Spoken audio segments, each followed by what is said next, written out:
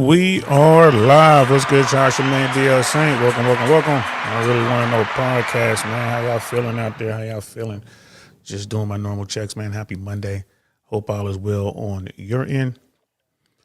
Sorry about the confusion. I know I said I was gonna do that Cast and Couch episode, but I came across this video. And that was it. I'm like, no, we gotta talk about this video. We gotta talk about this video, bro. You know, I keep telling you guys, man, the red pill narrative has gone mainstream. And it's going to continue to grow in mainstream circles. Mainstream media is going to pick up on it because these stories of what's going on with the dating system, the sexual marketplace, and the first world, it's in shambles, bro. It's in shambles. And you can't help talk about it. There's no getting around it. Right? It is what it is.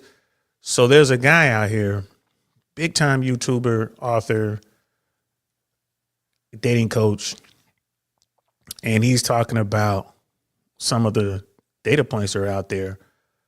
And we got to watch this video and talk about it and watch how they do everything they can. Because I only watched like 2 minutes of this. I was like, you know what? I want to react to this live. We're going to see them do everything they can to point the blame somewhere else, to change the narrative because they don't like the data. Let's get into it. And we are live. What's good, y'all? Welcome to the I Really Want to Know podcast, y'all.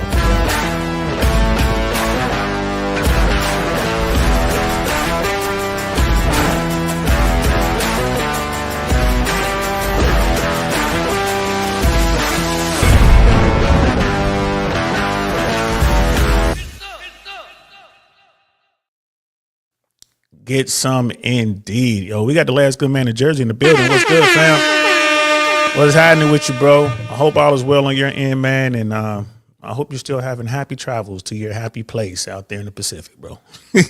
Last good man in Jersey. Yeah, man, we gotta get into this. You know, there's no getting around it. Like when you look at the sexual marketplace in developed nations, like first world nations, like US, Australia, New Zealand, Canada, UK, Europe. You know, it has fallen apart. And the reason is women believe that they have an infinite amount of choice. And and I think my personal take on that is women actually believe that no matter where they are in the sexual marketplace, that scale, you know, people say 1 to 10, I say 0 to 10. That scale on 0 to 10, every woman believes that she can get that 10 out of 10 guy no matter where she is on the scale. To the point, it's like they rather be alone. I can do bad all by myself kind of thing. If I can't get the prince that I want, then I don't need a prince at all. I'm just going to continue to do what I do.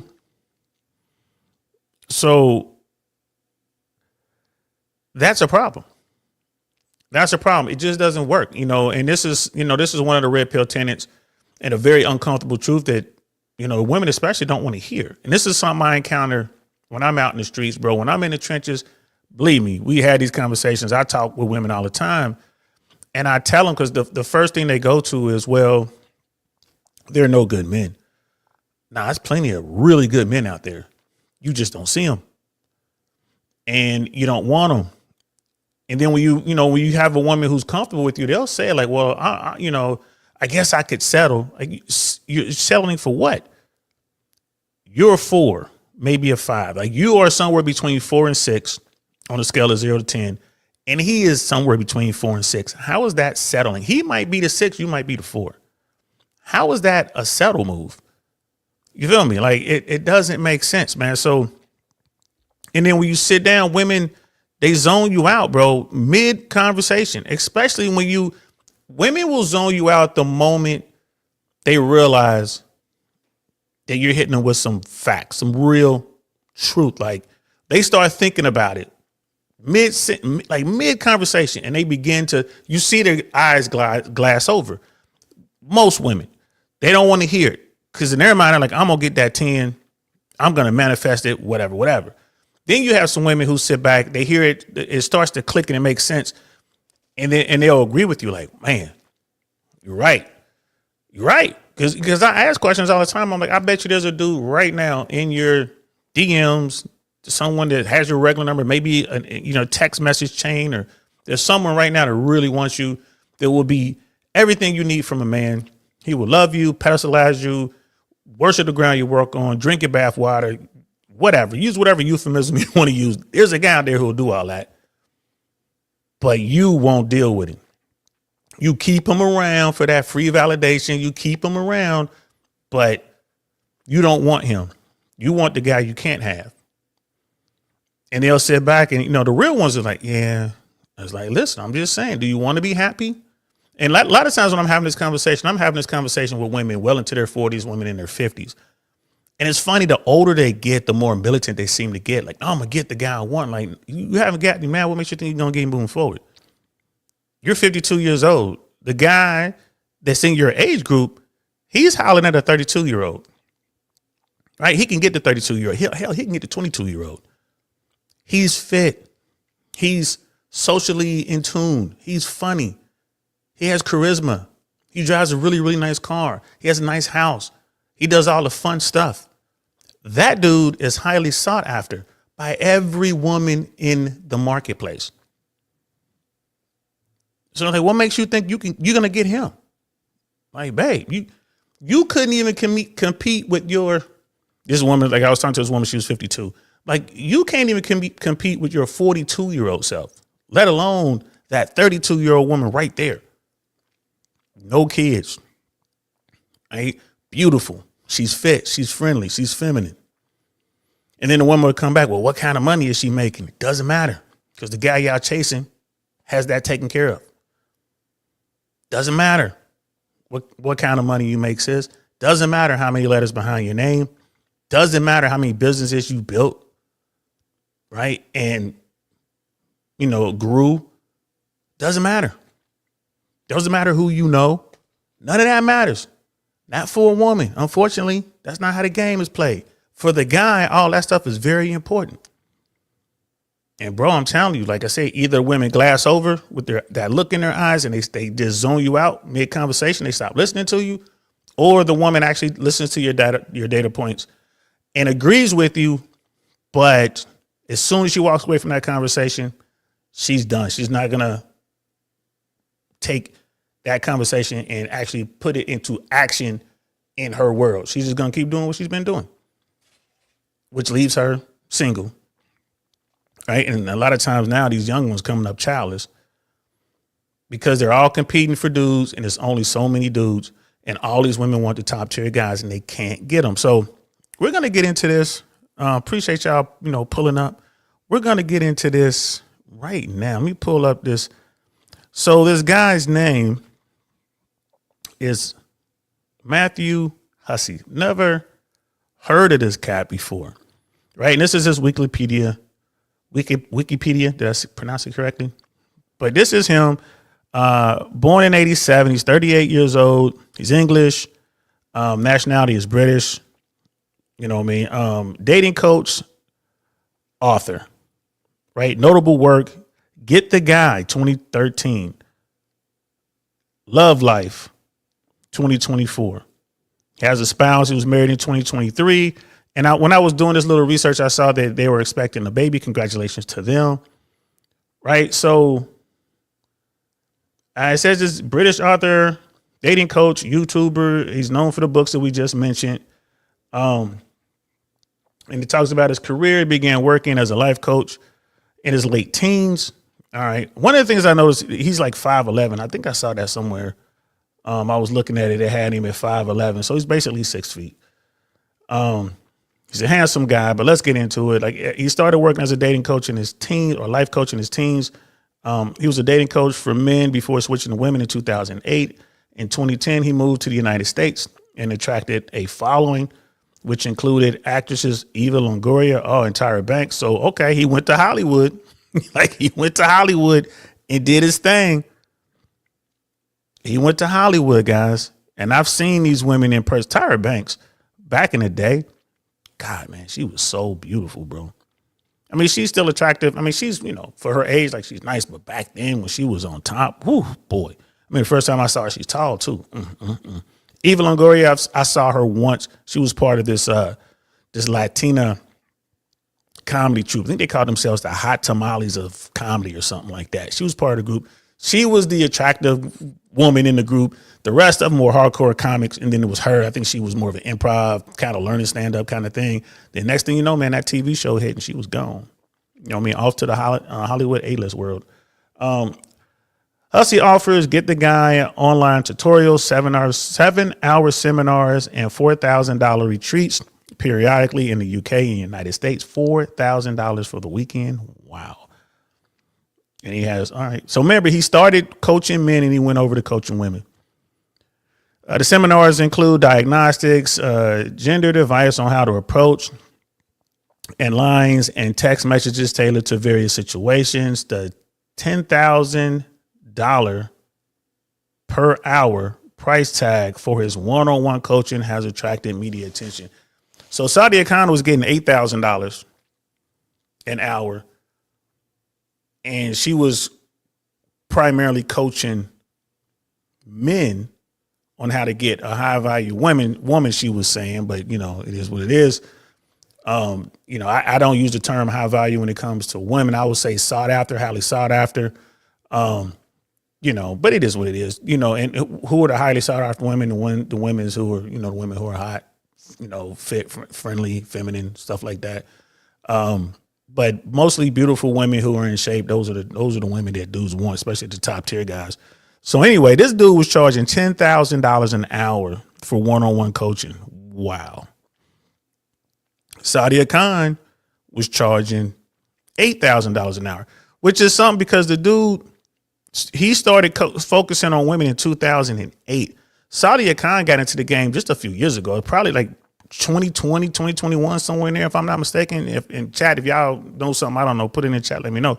But she was charging $8,000. He's like an OG in the game. He's up to $10,000. She starts out and gets to $8,000 with the quickness, right? So what's getting me is I wonder how many women were paying this $10,000 price tag to get one-on-one coaching with this dude, and versus how many men were paying $10,000. I just don't see any dudes paying $10,000 an hour to talk to this guy, but I could be wrong. I could be wrong. It continues. He hosted a radio show, Love Life with Matthew Hussey. He also made many television appearances, including being matchmaker on NBC's Ready for Love. He has been the resident love expert on the Today Show. He hosts Love Life podcast and is frequently joined by special guests as well as his wife, Audrey, and his brother, Stefan, which is what we're about to watch. So, and it goes into the books that he wrote and stuff like that. So this guy sounds like a celebrity, maybe C-lister, B-C-lister, like he's on the Today Show. So I would say a step up, talking head, maybe a step above a talking head, perhaps. He's getting $10,000 an hour, which is an insane amount of money. $10,000 an hour for one-on-one coaching for dating advice. Again, he started out coaching men and moved over to coaching women. My personal take on this, I haven't read his books, but I bet you if you read his books, it's one of those, you can do it, girl. You can be all that, girl. Basically, you can have exactly what you want on some Derek Johnson kind of thing. Here's the thing. They say this a lot with women, man. When you lie, they buy. I mean, it's simple. It's simple and plain. Basically, if you tell people what they want to hear, they're going to generally rock with you. But when you take it to the next step, when you're a handsome guy and you're successful and you're on TV and you're doing all this kind of stuff, and you're telling women, you could get a guy like me, I'm going to show you how. Bro, I think they're going to buy up whatever it is you're selling. And will it be successful? Probably not. But again, I haven't read his book. Wow. I haven't read his book, but hey, shout out to dude for getting his bread, man. Like, he's getting his money. $10,000 an hour, bro. Woo. So let's get into the video. Love Life is the let me see if I can find it. Here it is. Love Life is the name of the podcast. It's the YouTube channel. We're here. It's linked below if you guys want to check it out. Feel free. Please do. Go over there, check it out. We're going to watch. This thing is over an hour. We're not going to watch the entire video. It's like an hour and 3 minutes. We're not going to watch the whole thing. But we're going to listen to it because I listened to like a couple minutes. And right away, I'm like, all right, let me stop this. And then we can listen to it. We can all listen to this together and throw our 2 cents in. I really believe that just looking at that guy's Wikipedia, like this is probably one of the dudes out here who's found success and is basically telling people, and in this case, women, what they want to hear. Probably the same thing with men. I wonder how different his message is for men versus women when it comes to dating. We're just gonna have to see what it is, but definitely a blue pill message. And what Rich Cooper would say, plugged in beta male message. And I'm here to tell you that message is falling by the wayside. That's the thing. That's where this conflict between the red pill and the blue pill is going on right now, because the red pill guys are like, bro, I ain't buying it. I'm not buying it. You telling me all I got to do is get her flowers and take her to the places she wants and just sit back and pedestalize her. Tried that, bro. It's never worked for me. Why, you know what I mean? But these red pill guys are saying to do the exact opposite, and I'm getting traction with that, right? And this is like, you know, when you talk about female nature, bro, you start getting into some pretty rough waters that, you know, and it's unflattering and people don't want to hear it. You know, people like, nah, you know, my girl would never do that. I'm like, bro, your girl did it already. She might be currently doing it now. My girl would never fall for that. Bro, she done fell for it already. And again, she's probably falling for it now. You know, it is what it is. Yeah, it's unflattering. You know, you do have a lot of women who are like, man, I went through that, didn't like it. You know what I mean? I got ran through, got pumped and up a couple times, and then they catch on quick. And I'm like, I got a good guy here. This guy's into me. You know, I don't have that same burning desire as I do for the Chads that I let pump and dump me. But this guy, he makes good money, right? He can provide a stable lifestyle. He works hard. He listens to my jokes. I'll deal with this. But don't get it twisted, bro. If she goes out one night, one too many Chardonnays, or she's with the wrong clique, and they see that alpha dude that they want, that Chad, that Tyrone, don't think for a moment she might not just go ahead and let him hit that one good time and then come home to you. It is what it is. Like, it is what it is. Now, she's 100% into you. If you're the man that she wants, and she's locked in on you, bro, then she's not even looking at other dudes. Being with another guy is going to disgust her. She doesn't care about them other dudes. She has the man she wants. That's that genuine burning desire and all that kind of stuff that they talk about. She's not going out with her homegirls. She doesn't want to go, you know what I mean, on a girls trip. She doesn't want to go, you know, girls night out. She doesn't want to go to the bachelorette party. She doesn't want to do that. And if she does, she'll go early. She'll show up on time, show up early, say hi to everybody. Everybody's starting to get loose, and then she'll leave. Like, oh, I gotta go, guys. It was so good seeing you. Oh, girl, you leaving? Yeah, I gotta go. I got a big important meeting tomorrow. She'll say what she has to say to get out of that situation. She knows she doesn't want to go out. She doesn't want to be around the male strippers. She doesn't want to be doing the shots. She doesn't want to be out there with random dudes, like a pack of dudes, alphas out there, you know, getting attention from them. Like, she doesn't want to see the other girls do what they're about to go do. Those are the women that you want. Those are good women. And they do exist. And I would say that there are more, just barely more good women than there are technically the not so good women. I would say that. I think it's really close. You know what I mean? I would like to believe there's maybe 2 or 3% more good women than there are the, you know what I mean, the dirty girls. I would like to say that. But it is what it is. So let's get into this video, man. Let's see what they are talking about. Here we go. By the year 2035, nearly 50% of women will be single. I saw this online and I didn't like it. Why women? Why are we singling out women? Isn't it just people? I think Morgan Stanley, who published this data, are far more interested in whether women are single in 2035. Why? Yeah, I'm not sure. Why does it say women and not men? I don't know. Why is it not people? It's definitely more provocative. They do say women are higher spending consumers, so maybe they're interested in what women are going to spend their money on in the future. Let's see how it sounds if you say men. By 2035, nearly 50% of men will be single. How does that sound? Doesn't sound as impactful, does it? Do people just go, well, that makes sense? That's a very depressing statistic, I think. But you know what I found really interesting is that I saw this statistic online, and I saw it on Instagram initially, and I clicked on the comments section, and I'm not kidding when I say there were thousands of comments, and I couldn't find a single one of somebody saying this is depressing. Every person commenting, like I would say 90% of the comments were from women and about 10% from men. And all of the comments I saw from women, of which I read like dozens, were like, thank God, like enough of men. Yeah, that sounds like a peaceful life. Yeah, that's about right. Like, Well, this who needs explains it guys? then. And it was really interesting. I was like, I don't relate to this. If I saw that single, that would make me feel sad and anxious. It wouldn't make me go like, well, yeah, personally. So I was actually quite surprised by that. And I think we should. You know, this must be his brother and his wife. They're sitting here, his wife Aubrey, which again, I saw something when I was looking through his images that said they were expecting their first child. You know, shout out to them. And again, I don't know. Maybe they had the child a couple years ago. I don't know, but either way, congratulations. So right off rip, she's like, I don't like that stat because why are they singling out women? Well, because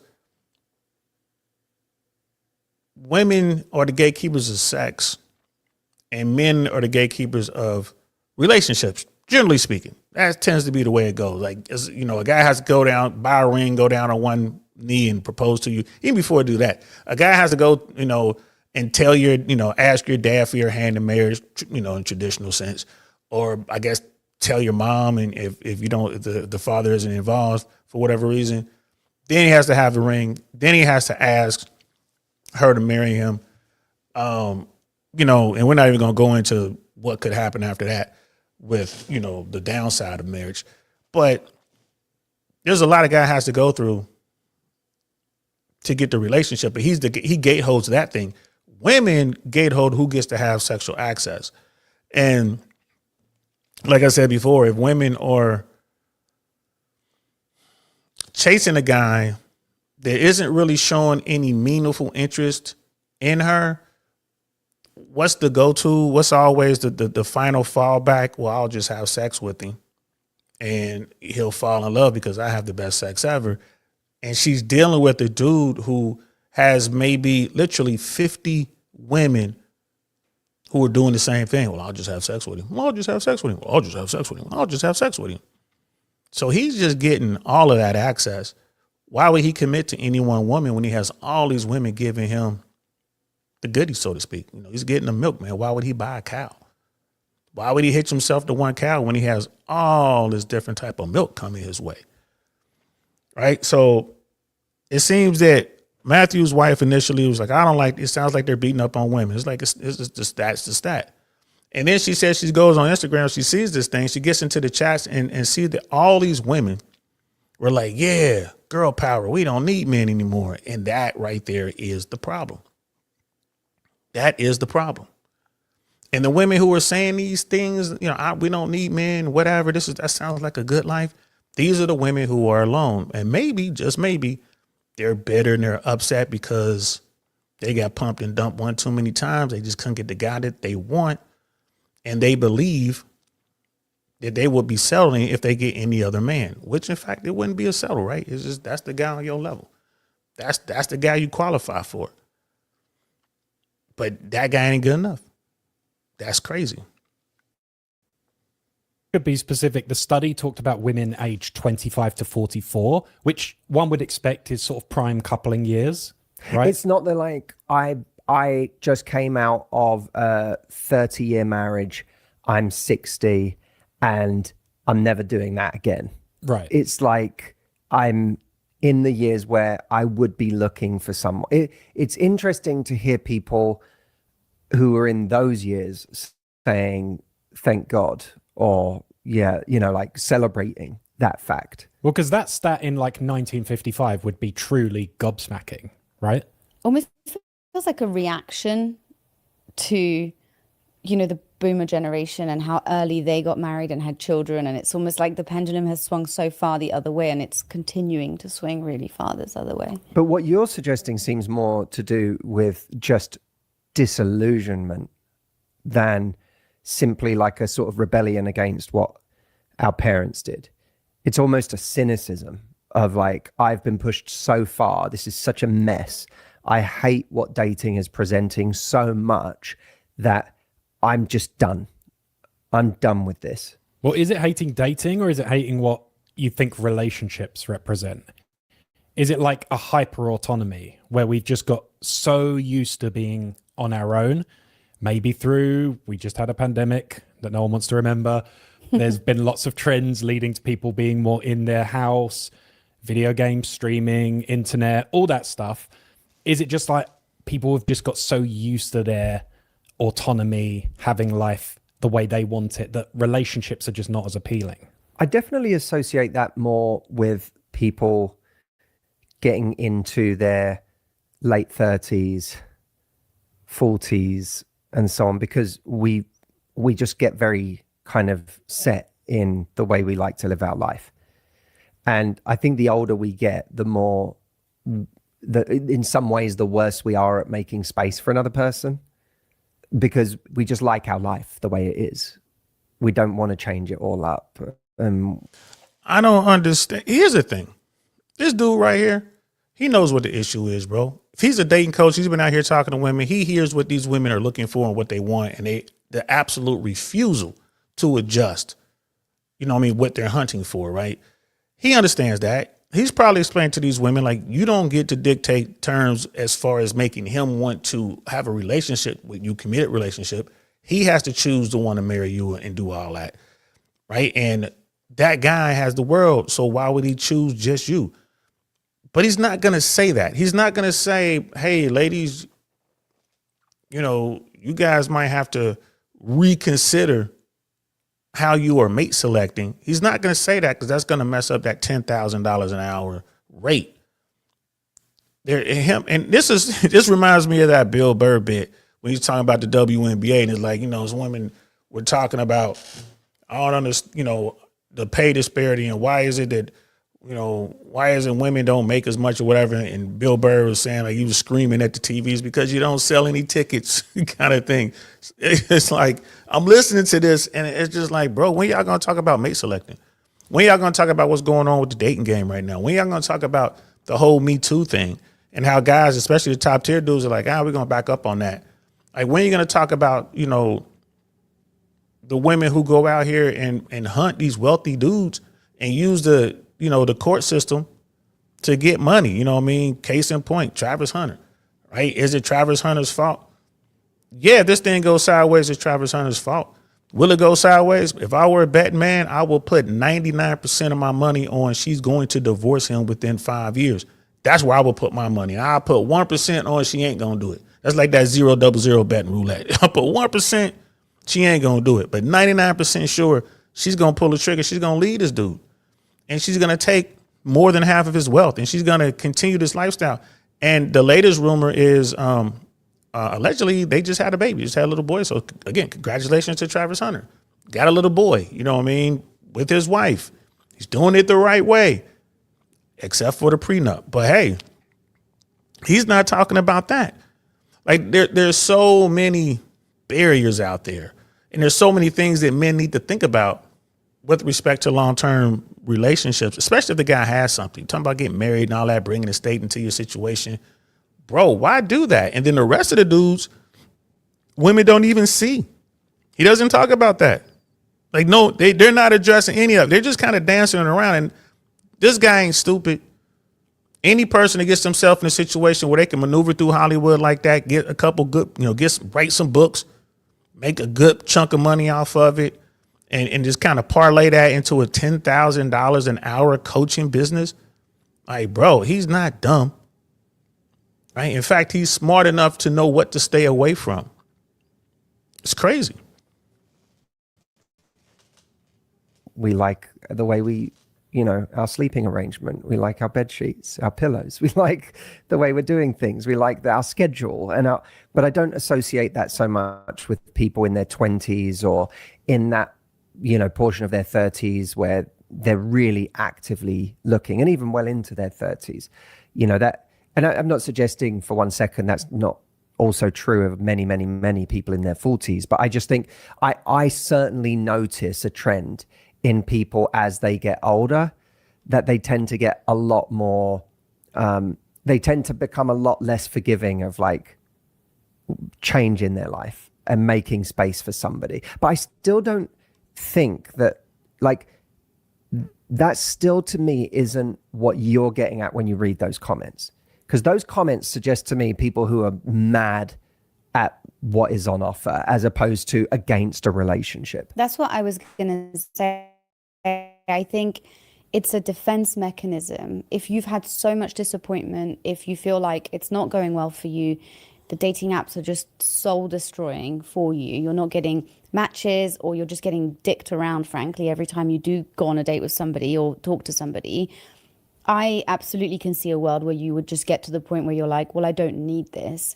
And instead of, it's almost like, how can I shut down the part of myself that does want companionship, and instead go, I'm going to just invest in my life and almost see that as this hindrance to my life and this negative thing, rather than it be this kind of additive, positive thing to your life.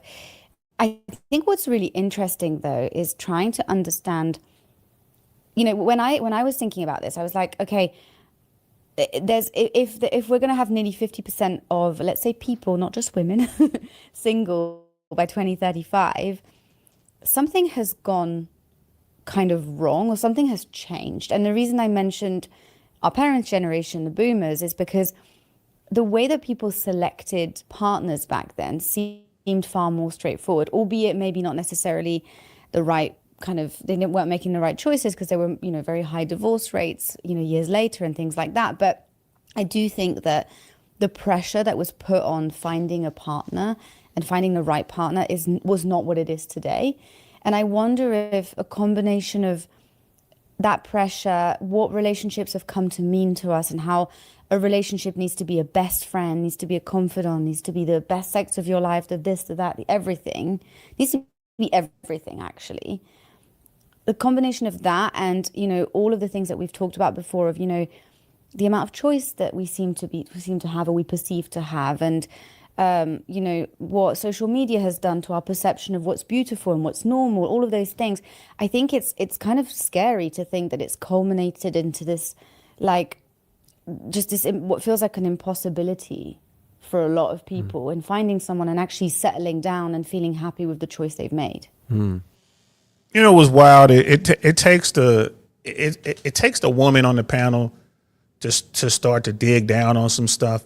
I mean, because she touched on some stuff. She brushed over it, but she's talking about, women not getting chosen on dating apps. Man, we know that's not the case. Come on now. We know women do not have any problems on getting attention and getting dates on dating apps. That's not a thing. And then she quickly went to, well, they tired of getting dicked around. All right, that's a thing. They're getting tired of being pumped and dumped. Okay, I'm with you on that. But then it's like, all right, well, whose fault is that? What dude did you choose? And we see it all the time. Brother Mangel's in the building. What's good, fam? Whose fault is that? Just like Travis Hunter, if and when his marriage goes sideways and it costs him tens of millions of dollars, right? Whose fault is it? It's Travis Hunter's fault for not taking steps to secure his financial future or protect his resources. All he had to do is prenup. Now with the women, it's like, well, if you were an extremely attractive guy, like forget about the money and all that and the charm and the clout and all that. If you're just an extremely attractive man on a dating app, you're going to get a lot of attention from women. A lot.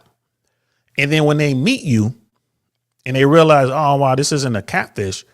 Again, you don't have to be the most charismatic, funny, charming dude. You just got to be the dude like, what's up? Let's go back to my place. And if you got a place, doesn't even have to necessarily be clean. She gonna go back to your place and she gonna smash you, bro. Like I said, I got homies out there, bro, that just be cleaning up on the dating apps. They got it down to a science. But these are dudes who are like, you know what I'm saying? They look like the dudes in 300, bro. Like he's just crazy ripped. You know what I mean? And they got their game down to a science. And to be able to sit down and look at the messages that go back and forth, like the stuff he's saying and got them doing, and the stuff that these women will send him. And we're talking every woman you can think of, bro, from the most religious woman. You know, we're talking about women who are like extremely successful, got all kind of money, women who come from elite families, does not matter. Ghetto chicks don't matter. They're all doing the same thing. Right?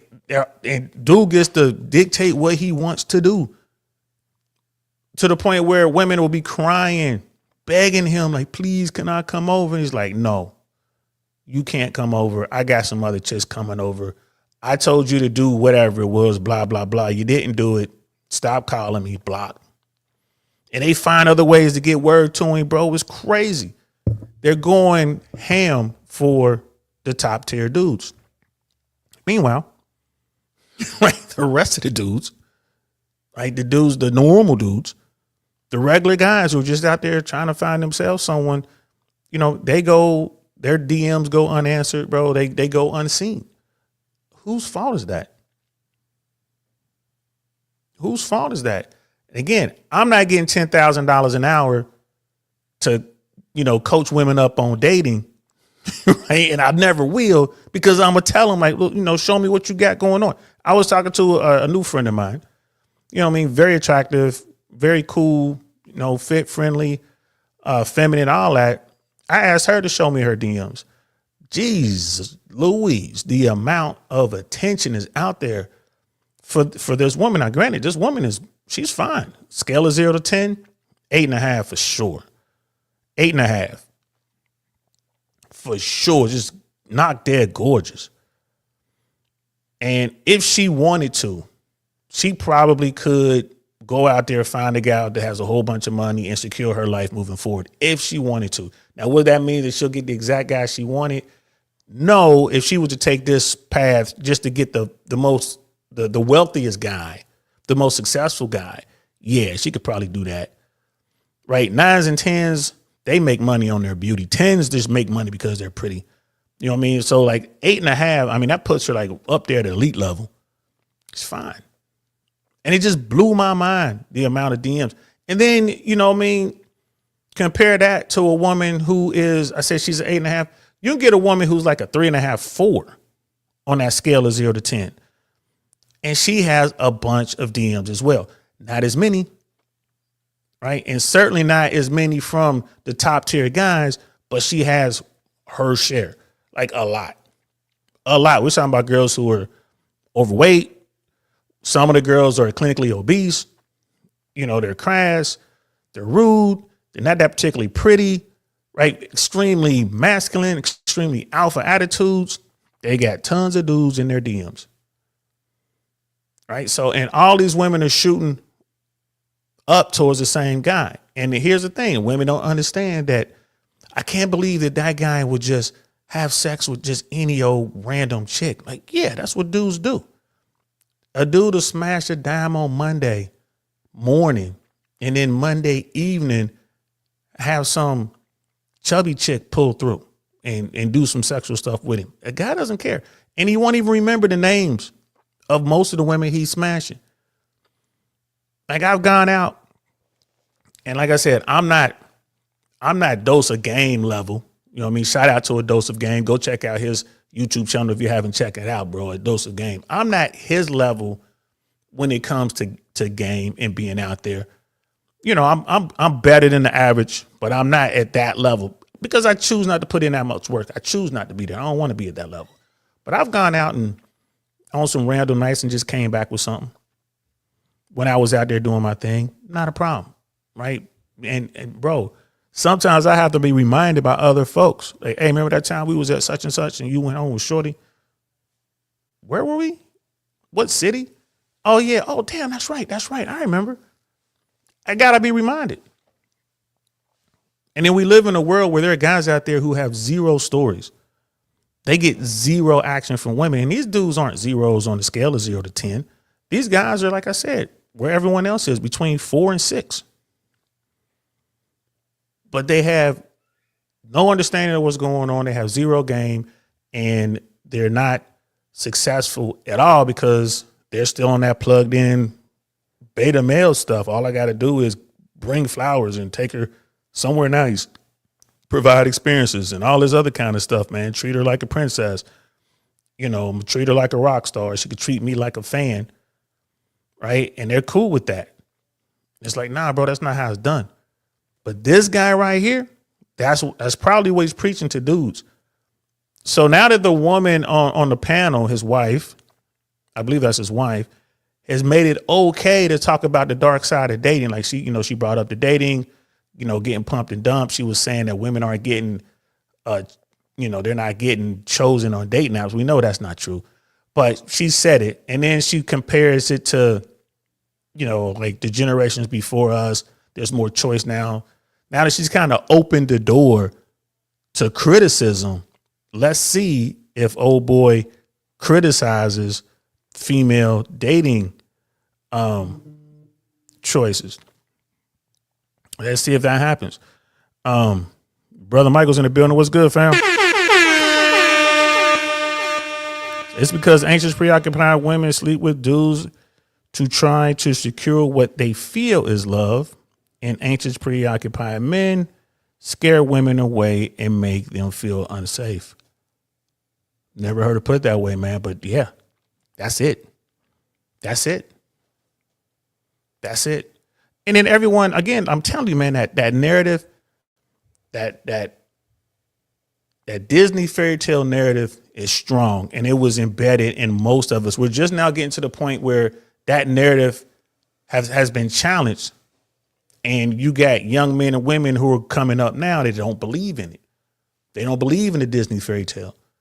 And I'm curious to see how this affects the sexual marketplace moving forward. But bro, that was a great statement right there, bro. That's fire. Let's see what this $10,000 an hour relationship coach has to say. And the time it takes you, even economically, to get established, I think a lot of people feel they're not ready. Like they have to your point, they have to be perfect. They have to be an amazing, perfect partner who's going to be able to attract the perfect partner. Can you speak to that? Because I think that's quite a male mindset. No, he can't speak to that because he's plugged in. That, but I think that is quite a male mindset. So I'm really curious if you can speak a little more to that. Well, I think getting economically established, everyone knows prices have risen massively. Home ownership has gone down among young people because it's priced out for most people. Getting established in a career has taken a long time for a lot of people. A lot of young people live with their parents for much longer these days, much, much longer.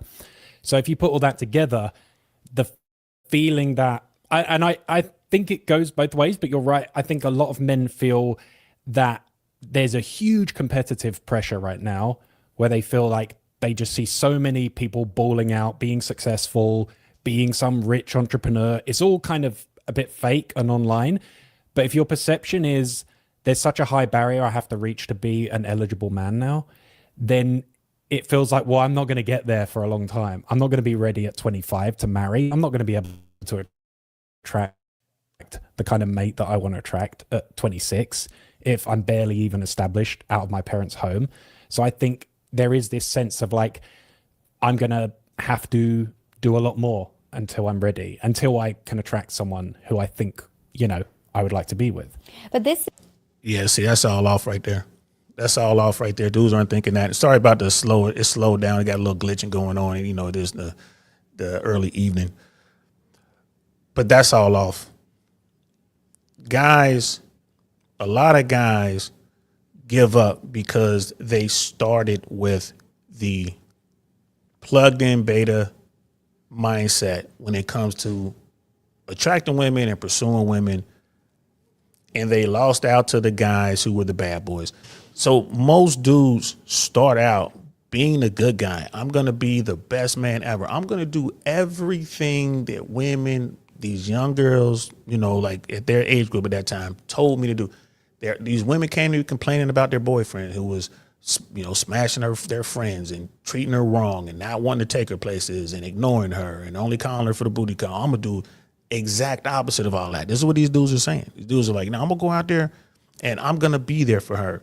When she calls, I'm going to answer, and I'm going to send her poetry, and I'm going to send her cute memes, and I'm going to throw my jacket on over the puddle so she can walk over it. And I'm going to research how real gentlemen did it back in the, back in the 1700s. And I'm going to be that.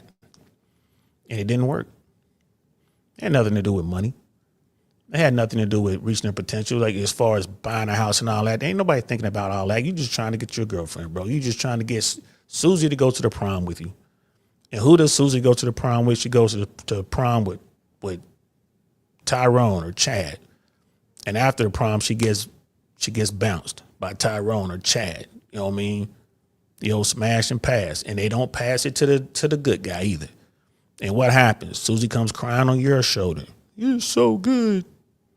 Why don't I want to date guys like you? You're so good. I should be with dudes like you, but I'm not. About to go over Chad's house right now. Give him some dome. Make him happy. Right? This is what guys are dealing with. And the guys are like, oh, okay. Okay. These dudes like, yeah, go talk to Chad and Tyrone. Like, yeah, bro, you doing it the wrong way, man. Women want bad boys, man. Good guys finish last. What are you doing? That's what's going on. It's not that the guys are thinking about their future and how they're going to make money and all that, man. They can't get her attention. They're trying to figure out why. And they wind up falling down a red pill rabbit hole. And from that point, it depends on what happens. They might get some good information, work on themselves, become the best version of themselves, become unplugged, and get out here and get after it and have some success. Or they continue to fall and they wind up going down these black pill rabbit holes and they blame everyone but themselves. And they're like, women are just terrible. And these Chads and these Tyrones are terrible and they all need to be wiped away. And you got that. Right? But what dude just said, no, that's not the case. And again, these two men on this podcast, they know what time it is, bro. They get it. They've done it. They went and they had their fun. They're acting now. They're acting so they can keep women happy. They're acting so soft. Like, this is what I mean whenever I watch dudes in the media, like, bro, y'all acting super soft, bro. Y'all soft as cotton candy. What's going on? Why y'all so soft? They're doing it so they can keep their fan base there, so they can keep women there, so they can get their likes up, their views up, and they can still get women. I'd really be surprised if it was a woman paying $10,000 an hour for coaching from this dude, but I'm sure that they're buying up the books, they're buying up the courses, they're in the Patreon, they're in whatever. You know what I mean? They're making money, so they don't want to scare off their customer base with the truth. This last part, I think, is the interesting part, because everything up until then, I was like, oh, it sounds like an insecurity of like, I'm not enough. And, I need to prove to myself and to the world that I am enough in order to get attraction. But what you're suggesting is almost the same images and lifestyle that you see online and go, I wish I had that, and I should aspire to be that entrepreneur, to be that wealthy person, goes hand in hand with, so I can attract this kind of person over here who's also living online, who's also not necessarily real a lot of the time, who's also a complete fantasy of a person. Mm-hmm. And so again, it's like, that's really messed up. Yeah. That's really messed up. She got that all wrong. It's like, look, dudes are looking at what's going on online. And a guy will realize that, hey, if I pull up in a Lamborghini, if I pull up in a Ferrari, if I'm walking around with, a $300,000 timepiece on my wrist, if I have on a $10,000 tailor-made suit or designer clothes, whatever, women are going to look at me. If I can go into the lounge and I can get 3 bottles by myself in my big section, women are going to want to come and talk to me. I could be seen. I think there's a lot of that. And that can't work, bro. Like I said, money helps. Is money the end all and be all? No, you still need game. Travis Hunter has tens of millions. Travis Hunter, the American football player, is on his way to hundreds of millions of dollars, but his game is off. His game is way off. He chose the wrong woman. So he's going to lose half, if not more. Okay. And then, hopefully he'll bounce back, make that money back. Not a big thing. But he's going to lose half because his game is off. So, yeah, I could take a guy. I could take an invisible dude who is a barista at the coffee shop or dropping fries in some fast food restaurant. I can take that dude. You give us an Amex. I always pronounce it wrong. Amex. You give me an American Express Black or one of those unlimited credit cards, right? You give me that card and an unlimited budget for 2 days, for 48 hours, and I will have that guy swimming in Foxy Brown. That dude will have hundreds of women per day for however many days we do this experiment. He would have that many women. Now, will he have any women who actually love him? Probably not. The women that are going to come for him are going to be women who are just beautiful, and they see a lick. They see like, oh, he has the money. He can provide experiences, and they're going to show up. You're not going to find that woman who's going to be in love with you. Why? Because even if there's some women in that group, there's hundreds of women around, even if one or two of those women are real ones, they're good ones, they're good women as to who you want to marry, how are you going to know how to filter through and get to them if your game isn't strong, if you don't know what to look for? He's not going to know what to look for. And he's going to go from being invisible to being highly seen.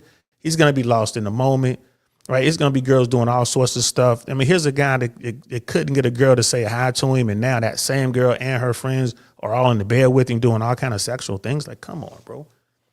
He's not going to know what to do.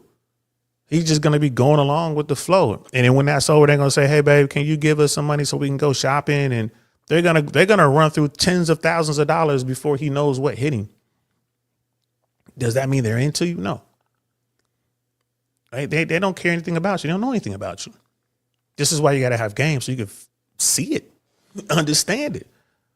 Brother Michael, I suggest you take a look at attachment theory and the anxious avoiding the trap.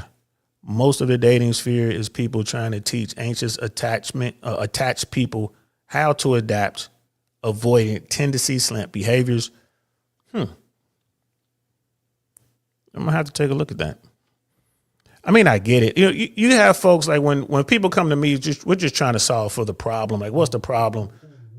And they're like, hey, man, I don't have any women in my life. I don't have any friends in my life. So when I hear something like that, I'm like, all right. And then, I'm talking to the guy, and it's like, okay, he seems like a regular guy. He's not crazy. He's not one of these weirdos, you know what I mean? This homicidal weirdo type. Okay, bro, I think I can help you with that. Right. And, we just talk about the basic stuff. Let's talk about your fashion, how you look. You know what I mean? No, you don't have to spend a lot of money, but yes, you do have to look a certain way. You want to present yourself properly.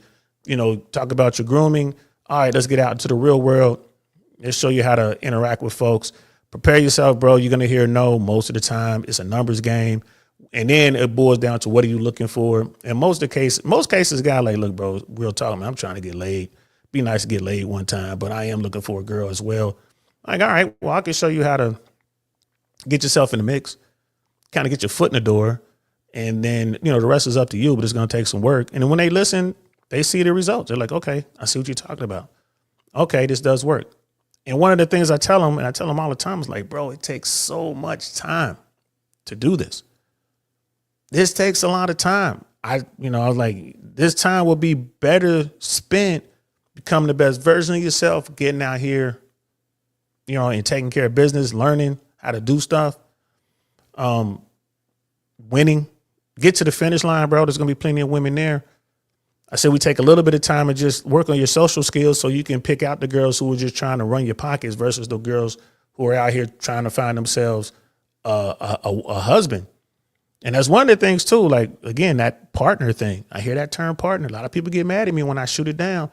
When you're looking for a partner, you ain't looking for me. Keep looking. Well, you don't want a partner? No, I don't. I want a wife. If I'm going to do it, if I'm going to have a long-term relationship, I want a woman who's going to commit to me and be my wifey, my girl. You know what I'm saying? You know what I mean? So my Bonnie, my gangster chick, whatever, however you want to put it, but I don't want a partner. Right. And I'm at that point now. I was like, I probably never get married in America, to be honest with you. I probably never do it here. I guarantee you I would never get married in this country under general circumstances. But I wouldn't mind committing myself. Not wouldn't mind. I'm going to find me someone that we can commit to each other, but we're not going to get the government involved. It just doesn't make any sense. And the older I get,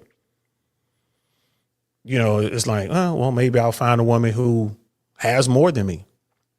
And then that person, I'm not worried. She has more than me. I'm not worried about it. Like, okay, no, shorty's worth $20 million, $30 million. All right, fine. We can get married. I ain't trying to say nothing from you, but if you get out of pocket when this is over, be nice. I'll drag you through it. I don't want nothing from you, but just be nice. I'd rather have it that way than me being the one getting drugged through it. I've had my taste of family law in America, and I'm here to tell you, I'm not trying to mess with it no more. Seen that famous Seinfeld clip of the guy who's with, is it Elaine? Yeah. He's with Elaine, they're dating, and then she's with him. You tell me if I'm wrong, Steve, but I think she's with him during his difficult times when he's studying and training to qualify as a doctor. And then he becomes a doctor and he breaks up with her. And she's like, what do you, this is it. You're a doctor now. We can be together. And he basically says, oh, Elaine, I always knew that, at one point I'd qualify to be a doctor and then I would go out and find someone better. He goes, then he goes, that's the dream of being a doctor. It's there's something so just dark. It's awful and demoralizing about that kind of person.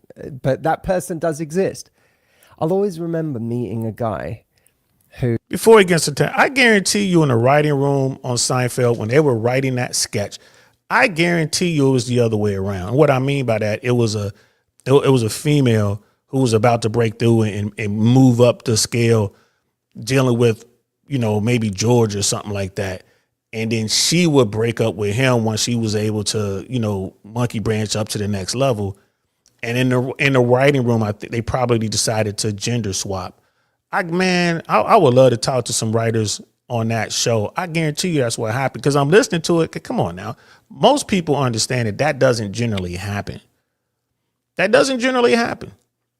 Now, the top tier dudes or top tier guys, they get to pick what they want to pick anyway. If he was going to dump her, he was going to dump her regardless. But most guys who are working their way up, if you're in the gym with your man and feeding him rebounds so he can keep working on his shot and he becomes the next Kobe Bryant, he ain't going to leave you. And if he does move on, he's going to make sure you're taken care of because you were there with him. You supported him when he was nothing. You were feeding him, provided a place for him to stay. You were encouraged and you were there again in the gym, feeding him rebounds so he can shoot them shots and become one of the greatest. I haven't come across too many guys who left women after they left the women who took care of them. And then the guys who did move on, they're like, nah, but I got her a house. She got bread. She's always going to be taken care of because she took care of me. But I guess there are people out there like that, that's dirty work. But when women do it, it's just it's not a big problem. It is what it is. Why should she? She should be able to get the best she wants. So you kind of see the two, you know what I mean? You see the two things. Crazy work. When he was, I'm trying to think what age he would have been when I met him. He must have been 35 or something when I met him. Maybe it was slightly younger because I was younger and I just thought he was older.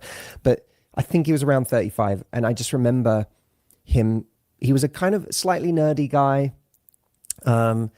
He was, I don't know, maybe he was in tech or finance, who knows. And I just remember this comment he made where he basically said outright, I'm not settling down yet because in 5 years, my stock will have risen more. Dudes don't say that, man. What is he talking about? What he was saying is I'm going to be more successful. I'll be further along in my career.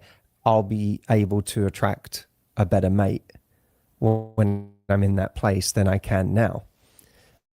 And I don't believe that. in a way, whether or not someone is coming from that place, or whether they're coming from a place of, I'm doing all of this because I'm not enough for a relationship right now. By the way, those two are kind of the same thing, right? They're not different. They just have different, one of them can be, you can view one side of it much more sympathetically than the other, right? Which is just about saying, I'm just, all the people that would be attracted to me right now, I'm disqualifying as not good enough. And the person that I will get once I've got all these things, that's the person that will be good enough for me. But either way, what it points to is an enormous number of men who do not feel ready to settle down at precisely the time when so many women are actually looking to find someone who can settle down or who's willing to.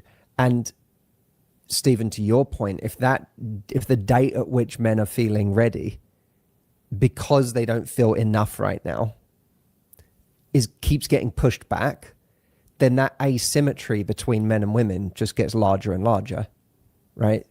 You've got women who are in their 30s going, I really want to find someone who's ready.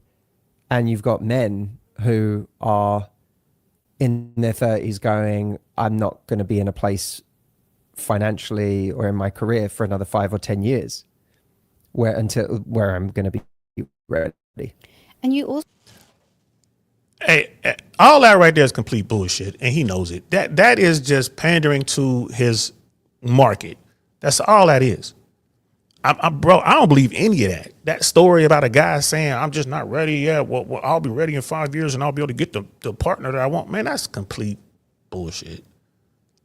That's no, that's not the, I don't, If I was sitting on the panel, I'd have called him on it like, bro, that's bullshit.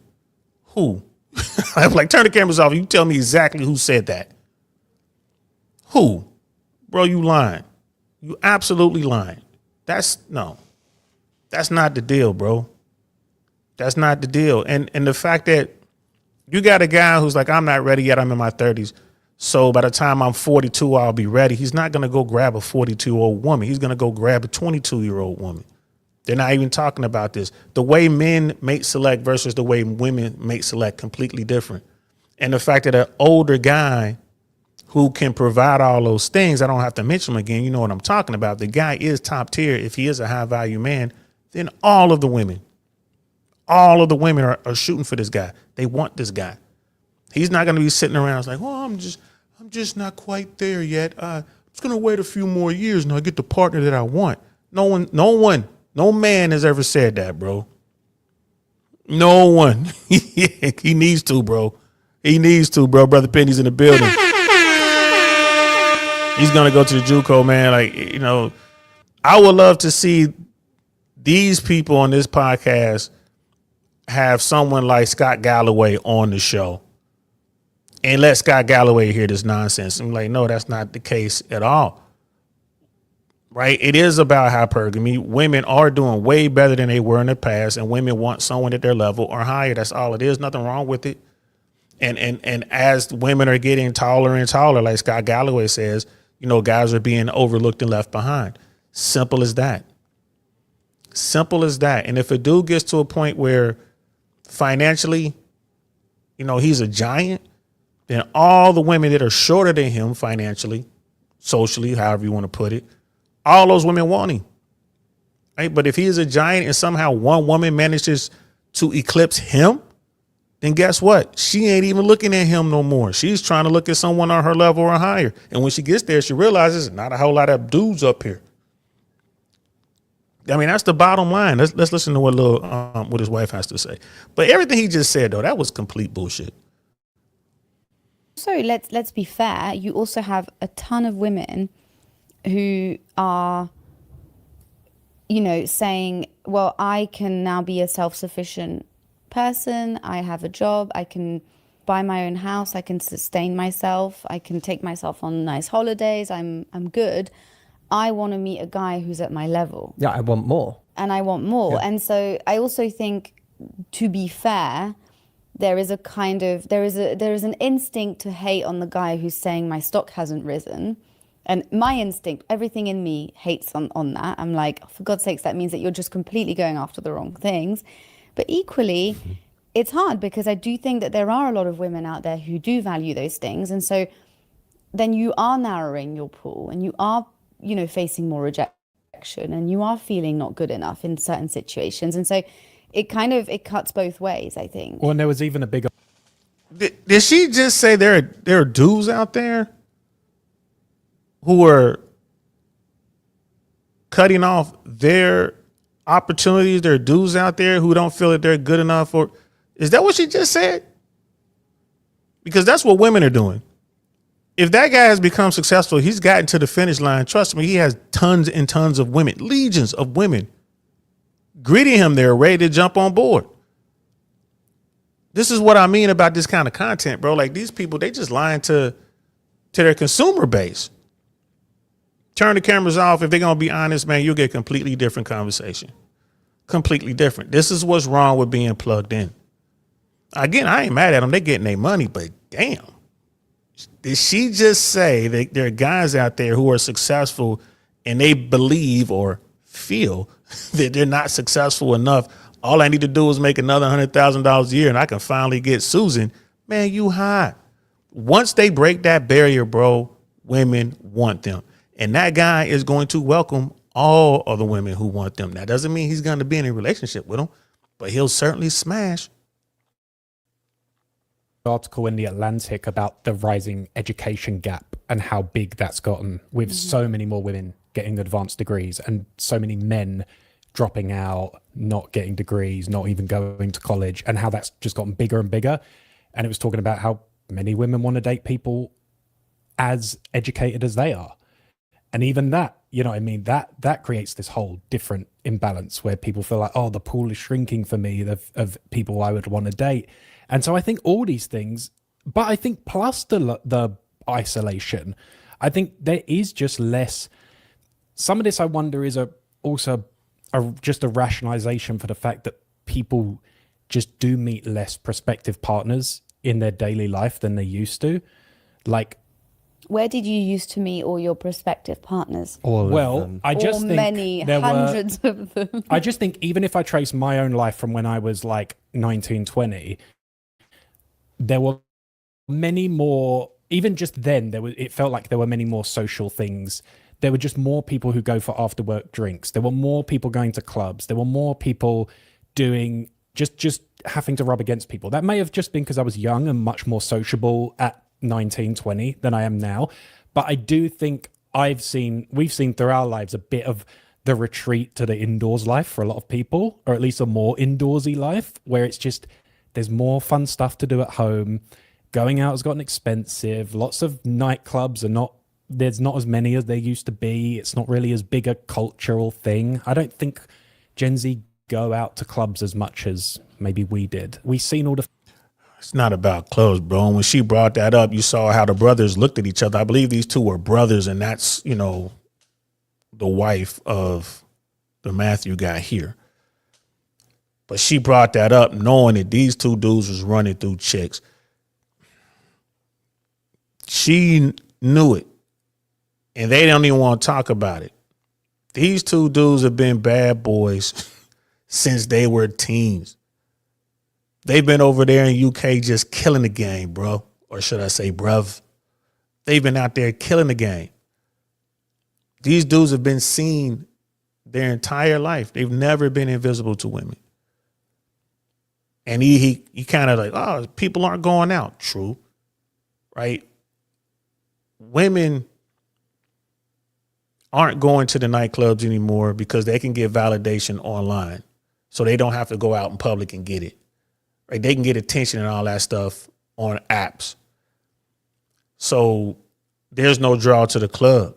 There's no reason for the dudes to come out and buy bottles. Like there's just no need. So you're going to have less and less clubs. Like the model has shifted. Women still go out, but now you're the thing where women go out, they got to pay. So you have like just the average women going out. I see them out all the time. They're buying their own bottles, groups of women, 3, 4, 5 or more, They're going out there having dinner in nice restaurants. They're paying for their own meal. Whenever I go to a nice restaurant, I have a beautiful woman with me. And it's funny how many women be just looking over. You can see it in their eyes, wishing they were sitting across the table from me. Like, y'all good. Y'all take care of that. And more likely they're looking at this woman and they're jealous, knowing like, man, that woman doesn't have to pay for her meal. She's getting this amazing experience with a cool guy. Meanwhile, I'm over here with these chicken head chicks, and we're all got to split up everything. How much butter did you eat? Make sure you put in extra because you had extra bread. Make sure you pay extra because you got extra ice in your water. Right? I mean, dude, they be going through every penny, and it's okay. They got the experience of going to this nice restaurant. They got some pictures for social media, but they didn't enjoy the experience. Why? Because they wanted some man to take them. This thing that women are okay being alone is not true, bro. They don't want to be alone. These women do not want to be alone by 2035. They don't want it. And these dudes are just telling them what they want to hear. Like, it's okay, be alone. Tell them to adjust the way they mate select. There are plenty of men out there. I guarantee you they're not going to mention the bottom 80% of men out there or more that women don't even see. Figures and how much drinking has declined, just full stop. Bars, all those things have declined massively. So I do think there is also just this fundamental thing of people are not rubbing against people enough. I'm curious about this, Harrison. I wish you had a microphone, but you're how old? 28. Like, do you agree with this, or do you see like it's the rubbish culture still thriving and people are going out after work in their 20s and doing those things? I don't think they are. You don't think they are? I mean, at least me. Maybe like really hot people. Harrison, you're said, really at hot least people. Me. Maybe really hot people are doing that. You're plenty hot, Harrison. I think that's very interesting because I certainly remember a kind of. I remember living in like China, and the after work culture was so pure. It was like every night there was like people going out for drinks, and I guess drinking was a huge part of it, and it was definitely a huge part of like going out after work. It was never like, let's go out after work for a smoothie. Like, it may be for dinner, maybe, but it was more about like going out. You've been living in LA too long. No, that's my point. It's like, that's a completely, that's not a reference that no one would ever do that, So for me, my 20s was definitely, there was a kind of like go out after work culture. And you're saying that's disappeared. Harrison is backing it up. At least declined. I think it's easier in a city like New York, where there's like, especially if you work in an office, there's a kind of built-in culture, a built-in community to that, where people can go out together and do, especially when they're younger. And maybe a lot of people in their 30s get to a point where they're like, yeah, I don't really drink now, but like in their 20s, that's most people, I would argue, do. But again, you're saying Gen Z, they don't drink as much. It's like the low. They don't drink as much. And as far as going out after work, bro, Me Too has ended that. Just like Me Too has ended powerful men mentoring young women. They don't want to, powerful men don't want to be in the same room alone with a young woman in the company. Me Too has ended that. Right? There's just too many. It's just too much of a risk.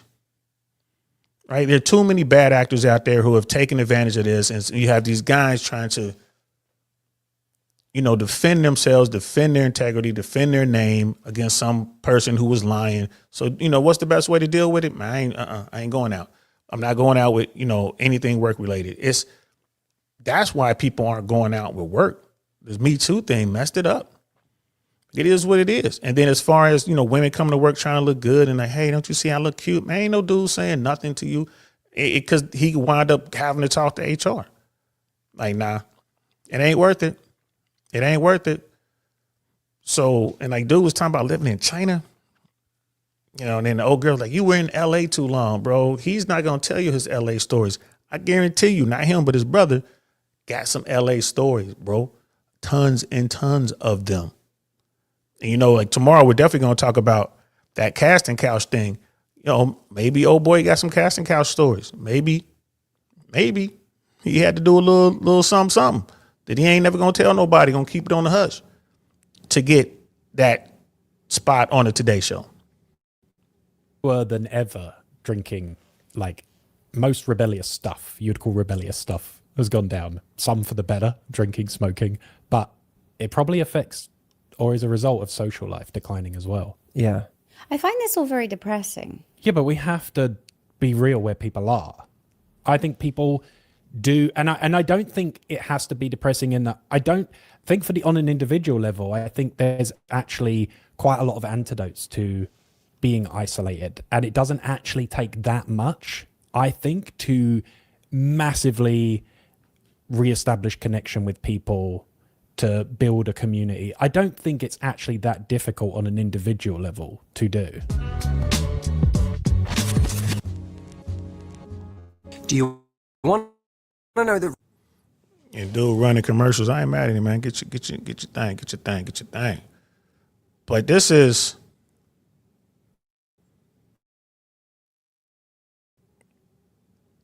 like I said, this is just wild, bro. This is just wild. Before we do, I do want to throw in one more thing to add to the picture, because I do think this is a massive thing we haven't mentioned, and it's not new. I'm, you know, the 1 millionth person to state this, but the way that we approach our devices now and the way that we're addicted to novelty, the way our dopamine center is just taught to, like, we have become pure dopamine addicts. That has, I think, led to a real problem in relationships, because relationships are, by definition, slow burn, right? An encounter is not a relationship. A hookup isn't a relationship. Like, these things live still in the world of novelty and dopamine. Meeting someone on a dating app and exchanging messages isn't a relationship. Relationships take time, and they require us to actually invest in them. That's why I'm a huge believer in the idea that we make a decision to love someone. I really believe that. We make a decision to love someone. And a lot of people are not making that decision because it feels harder than the fast twitch energy and reward of, you know, scouring the internet, looking at porn, meeting people for hookups, switching gears. Like, you know, the moment you're a bit bored of someone, you switch to somebody else. Like, that's, I'm not saying it makes us happier. I think it's the opposite, but that's what we've become addicted to. Can I just piggyback on that? Because I think you're so right. I love what you said about the, you know, love is a decision and relationships are a decision. I think people they're afraid of making the wrong decision as well. So I think it's everything you said, and the fact that the stakes feel so unbelievably high when it comes to choosing a partner. And as a result, people are waiting for a feeling to manifest to tell them that this is the right decision. That's why. Who is she talking about when she says the stakes are unbelievably high? I don't understand what she's talking about. Yeah, the stakes are unbelievably high for the person who has, and in most cases, that historically that tends to be the guy. The stakes for marrying the wrong person, and again, back to the Travis Hunter example, it's unbelievably high for Travis Hunter. Unbelievably high. Right? There's zero downside for his wife. Zero. Now that she has children, has at least one kid, she's going to continue that play. Get 2 more kids. Really, she good with just the one, but she get 2 more kids, but just zero downside for her. So when I don't understand what this lady is talking about, and I'm listening to old boy talk, and this is the reason. This is the reason why the blue pill message is so terrible. Guys, if you're watching this, bro, if you're dealing with somebody who talks like this dude and his brother, they talk like this, bro, you don't need to be talking. You don't need to be dealing with that guy. Listen to what he has to say if you can stand it, and then move on. Because right now they on something else, bro. And what it boils down to, it's going to be zero female accountability on this, you know, and it's going to be 100% male accountability. They're not going to talk about it's a decision to love someone, bro. It's a decision to file for divorce. Like, that's the thing. It's a decision to not have a prenuptial agreement in place. That's a decision. It's a decision to ignore all those people who care about you when they try to get you from doing something stupid. Those are the decisions you need to be worried about. It's a decision to love somebody. I can love a piece of music and not really think about it. Like, I love the music of Sade. That's not a decision. I just love the music. That's not a decision to love somebody. I don't know, bro. Yeah, what planet is she on, man? And it's just, you have these two very distinct worlds. Here's a woman that got the guy that she wanted, right? They're successful. They're happy. I believe that she's married to old boy Matthew. I believe this is his wife, and good for them, right? But fellas, if you're out here looking for dating advice or whatever, I'm not going to say don't listen. I'm going to say be very careful with this type of advice. Be very careful, bro. Try to find the meat in this. There's not a lot of meat here. Try to find the meat in this and just get rid of the bones. A lot of bones in what they're talking about, in my opinion. A lot of bones. When you know is such a popular phrase. It's a very dangerous phrase. I was going to say, I don't like that phrase. It is a dangerous phrase, absolutely. But the reason people use it, ad nauseum, is because it's a definition of waiting for a feeling to happen to you, and for that feeling to be the reason that you decide you are ready to commit to this particular person, instead of realizing that you will meet a bunch of imperfect people and they won't necessarily be exactly what you wanted them to be when you were out there single looking for someone. But the decision that you make in investing in that relationship, choosing them every day, waking up and seeing them with fresh eyes, all the rest of it, that's the thing that's going to create a beautiful relationship. I think people don't even know how to get there because they're so afraid of making that wrong decision. The stakes feel impossibly high. And the stakes feel impossibly high in part because of what we said earlier, that we've come to view what we are entitled to romantically as this impossibly grand thing. Like it's everything we've ever seen in the movies. It is all of the things you suggested. When we create stakes that are that high for something, what we're expecting is a feeling up front, as opposed to something that we build with someone, like a sort of an ember that we nurture into a flame over time. Like we're expecting the flames from the beginning, and I think it's a really dangerous way to approach relationships. I always tell people to look at their friendships. Like, how many of your best friendships are with the people who were the most shiny and exciting on day one? Like the people that you would go to war for and who would go to war for you. The people who you could call right now if your life was burning down.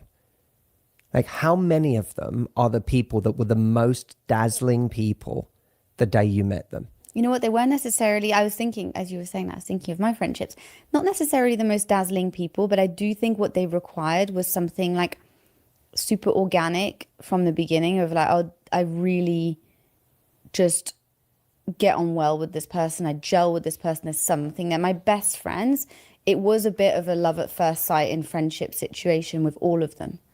So God, they're talking in circles, man. I've never heard this sort of rhetoric, bro.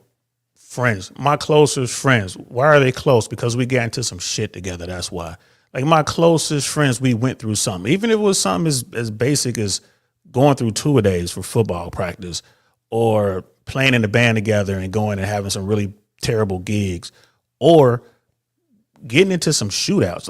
It's something happened. It was like a fight or something. Like, it's getting chased by folks. You know what I mean? Having people bust at you. That's where my closest friendships came from. And then that's half of them. And then the other half of the people I was born And we were born to each other. We were born into the family together. Like the closest people to me are people that I'm related to. So you have like half of the closest people to me are people I'm related to, born into a situation. And the other half, the people I didn't know, we got close, we bonded because we went through stuff. We went through stuff together and they were still there. These are people who were just showing up for you. They were there for you. They were down for you for whatever reason. So what he just said about friend, like what the hell are they talking about? And here's the thing. They live in a world, man, like especially dudes out in Hollywood doing this thing for however long. If you in Hollywood land too long, bro, it will mess up who you are. Especially if you out there chasing it. This guy was out there chasing it. You begin to allow yourself to become Hollywood. You got a problem, man. You got a problem. It's gonna be hard to shake. You get into that world, bro. It's hard to get out of it. I'm talking about your mindset. It's hard to pull your mindset away from it, man. It's like being part of the board, bro. You can hear them in your head. Like it's crazy. Like it's crazy. And the way they date in Hollywood, bro, like, Hollywood marriages don't last that long, fam. Like it's over fast. And I just don't know what they're talking about, man. This is some crazy shit, bro. Do you think love at first sight? as in friendship at first sight? You know what I mean by that? It was a little bit like I met them and was maybe something at first. We just got on sight. very well. I felt comfortable. It was very organic. Yeah, but And I that's think- not the same as like most impressed at first sight. No, totally. It's not the same as most charmed at first sight. And that's the distinction I think is important to make, because I don't want people to listen to this and say, oh, well, I don't need chemistry. I don't need someone that I feel, really like, excited about and that makes me feel good. And I feel like we just click. I don't need that. I need to make sure that I go for the slow burns. I don't necessarily agree with that. So I just wanted to make that distinction, because I think it's not about going, this is the most incredible chemistry I've ever felt in my entire life. Oh my God, I cannot stop thinking about them. And they're so amazing and look at how impressive and shiny they are. But you do have to go from the moment I met you, like when you and I met, from the moment we met, it was so easy. Just speaking was easy. Conversation, we spoke for hours and hours and hours.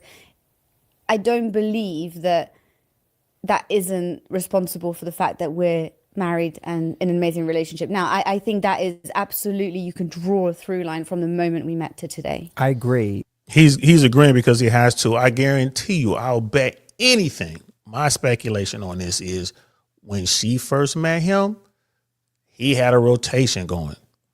And she's talking about how that we were talking. It was so easy. That was her. It probably took him a while to decide, because dude got to choose in this situation. This is a top tier guy. I'm assuming they met after he found his success. So he was the one that got to choose. When she first met him, guarantee you, he had other women right in the rotation. He probably was looking at Shorty as just another one in the rotation. And then she added value somehow. Somehow she was able to separate herself from all the other women that were in the mix. And then he decided, you know what, I want to deal with her, got rid of everybody else. I'm willing to bet anything on that. Anything on that. So she went in like, wow, this guy is different and blah, blah, blah. And then the question becomes, well, she met him and turns out that he was a barista at the corner coffee shop. Would she be with him? Would they be married now? Would that have messed up their through line? Nothing wrong with it. But hypergamy tells us that she wouldn't be dealing with this dude if he wasn't successful, at least as successful as she was, or had the potential to eclipse her success within a short amount of time. I mean, it is what it is. That's just the dating game, guys. That's the dating game. And if you a guy out here, you just trying to smash, you can use that to your advantage. Do what you got to do. If your mission is to go out here and smash, it doesn't matter if you're a barista or a car salesman or working at, a fast food joint. It doesn't matter, because you're on a short time thing. You're just trying to hit. Right. But from the female standpoint, she is not going to commit to a dude long term if you're just working fast food or working at a coffee shop or driving a bus for that matter, and you don't have plans to be a bus owner at some point, or own a coffee shop, or own a restaurant. 9 times out of 10, she ain't gonna. 8 times out of 10, she ain't gonna rock with you. But when I hear them talking, bro, they're just talking in circles, man. I'm not hearing anything that really makes sense to me. They'll touch on some things barely, vaguely, and then move on to something that makes no sense whatsoever. But it's so easy to ignore that feeling, because you go on, the next week you meet someone who has something else. That's true. And is like a bit better in this way, or a bit more successful, or a bit better looking, or a bit more something. And it's like, or we don't trust, like we feel that really comfortable feeling with someone. And, it doesn't live up to something in our mind that we think we're supposed to have, or kind of person that we're supposed to be with. We've got this like image of like who we're supposed to end up with and what qualities they're supposed to have. And, where they're. I've been sitting here trying to figure out who this dude reminds me of. He reminds me of Matthew Perry. That 902, is that 90210 guy? That's who he reminds me of. I bet you this dude's done some acting. I guarantee this dude's, he's probably was an extra on the set. They're from, and what they do, and how much they make, and what the way their life looks. And when we feel that ease that you're talking about in an unfamiliar form, it scares us.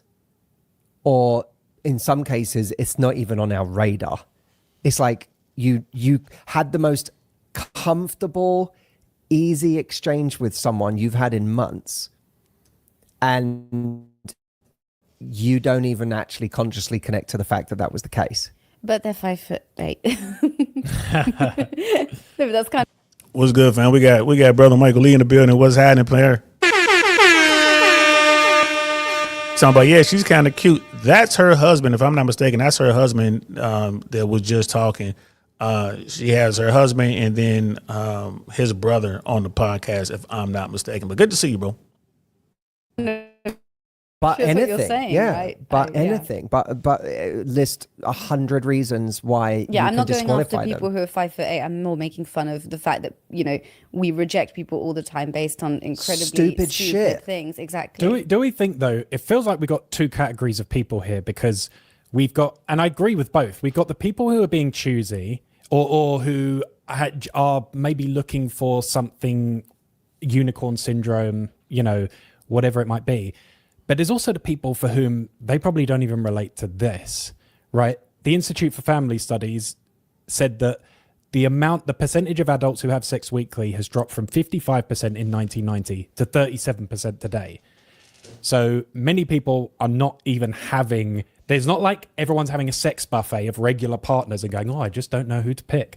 Some people are just not even, the concept of regularly meeting and having different partners is alien to them. Well, that's not even happening. Which is crazy. So he's quoting the stat, but if I'm not mistaken, if you go into that same study, the percentage of women who are having sex, those numbers are the same as they've always been. Women are having sex in the same amount that they've always had sex. It was when you get into men, it's the percentage of men who are getting sex.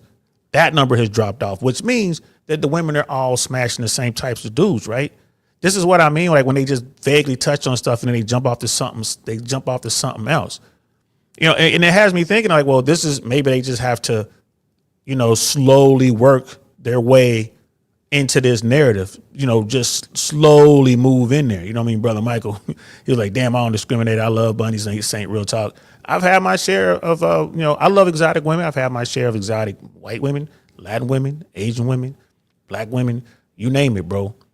You talking about discrimination. I don't discriminate against nothing. I like dimes. That's what I mess with. I mess with beautiful, exotic women. I remember once I was with this woman. She was Jewish, but one of the Jewish sects that the ladies can only wear dresses. Like she never wore pants or anything. Like she always had to wear dresses. She was foreign. I'm not gonna say what country she's from, but she was foreign. And my goodness, bro. She was about it, man. She was about it. I met her at a comedy show. I was doing comedy, man. Started talking to her and her friend. A little shorty was like the quiet one. And then once I got a chance to, say something to her, just being nice, just being friendly, it was on, bro. It was on. And it was a great experience. I'm not gonna lie to you, man. It was a great experience, bro. And had a good old time. And I'm pretty sure that woman right now probably has a bunch of kids living in her home country, doing what she does, raising her kids. And that's just one of her many, experiences she had while she was over here in the States. But basically, they talking about this sex thing. Women are having sex in the same numbers that they've had sex historically. Their numbers haven't changed. Women are still engaged in sex in the same numbers that they've always engaged in. It's men who aren't having sex. And this is the thing that they don't want to touch on. It's crazy. It's crazy work. No, yeah, and some of that I really believe is people who have, just gotten so addicted to the various forms of stimulation and comfort that are available to all of us that are highly addictive, and that it's far easier to grab for the remote and watch Netflix, or to grab your keyboard and play video games, or watch porn, or get on an online community where there's anonymity, or, where you can safely interact with people from a distance, or talk to AI now and have a relationship with AI in some form or another.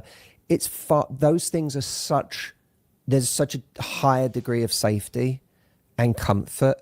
It's far lower activation energy than having to leave your apartment, go out into the world, make friends, invest in friendships, talk to people, risk rejection. But by the way, I don't think that the kind of entitlement or the image we have in our head of the kind of person we'd like to be with doesn't factor into that kind of person. It only factors into the person who's out there playing the field and hooking up. It can just as much apply to the person who's in their home never meeting anybody, because what they're presented with is perfect images online all the time. Oh yeah. But perfect, people, characters in video games who have proportions that could not exist in an actual human body. Online interaction or sex that isn't readily available to them from the person that they meet from a dating app today. Like, there's still an idealization that happens. Yes, it's true. That true. makes it impossible for a real person to walk through the door and grab their attention. Yeah, and you those people can become even more abstracted away from what normal people are like. You know what I mean? And so you start to become more and more judgmental. And again, which is why I think, I'm using the term rubbing against other people, but I mean, bouncing against people in your everyday life is so important, I think, for normalizing your expectations, for giving you a range and a sense of what's out there, for even just seeing your friends' relationships and seeing people date all different kinds of people. They're not all like these perfect 10 out of 10 shiny relationships. Everyone has their flaws. I do think it's just extremely healthy to have some regular community contact. People like Scott Galloway have talked about this a lot, but if I was that age and isolated, that would be one of my first priorities right now. Let's see if we... Boy, he mentioned Scott Galloway, man. I hope they can get Professor Scott Galloway on and talk to them, because they're off, bro. And Brother Michael, hey, yo, man, I told you about the Jewish girl. There was a Muslim woman I met at the Comedy Store. Didn't do anything with her. We didn't smash, but she was English, sister.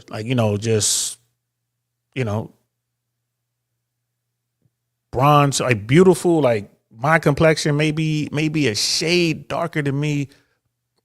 Beautiful curly hair that was hers. Didn't wear a lot of makeup. She was Muslim, practicing. But she was she didn't drink, she didn't smoke, the strict diet, all that. And bro, she wanted to do something. I just didn't want to put in the time. I didn't want to put in the time. It would have taken longer for sure. But she was about it. But yeah, man, I wish they would get Scott Galloway on here and talk to him, because at least then Scott Galloway would jump into the hypergamous nature of women today. He would talk about women being taller than potential mates. He would definitely get into how dangerous it is to have men out here who are sexless, unemployed, or underemployed with no prospects. Like, this is a very dangerous thing, right? All you got to do is look at what's going on in the U.S.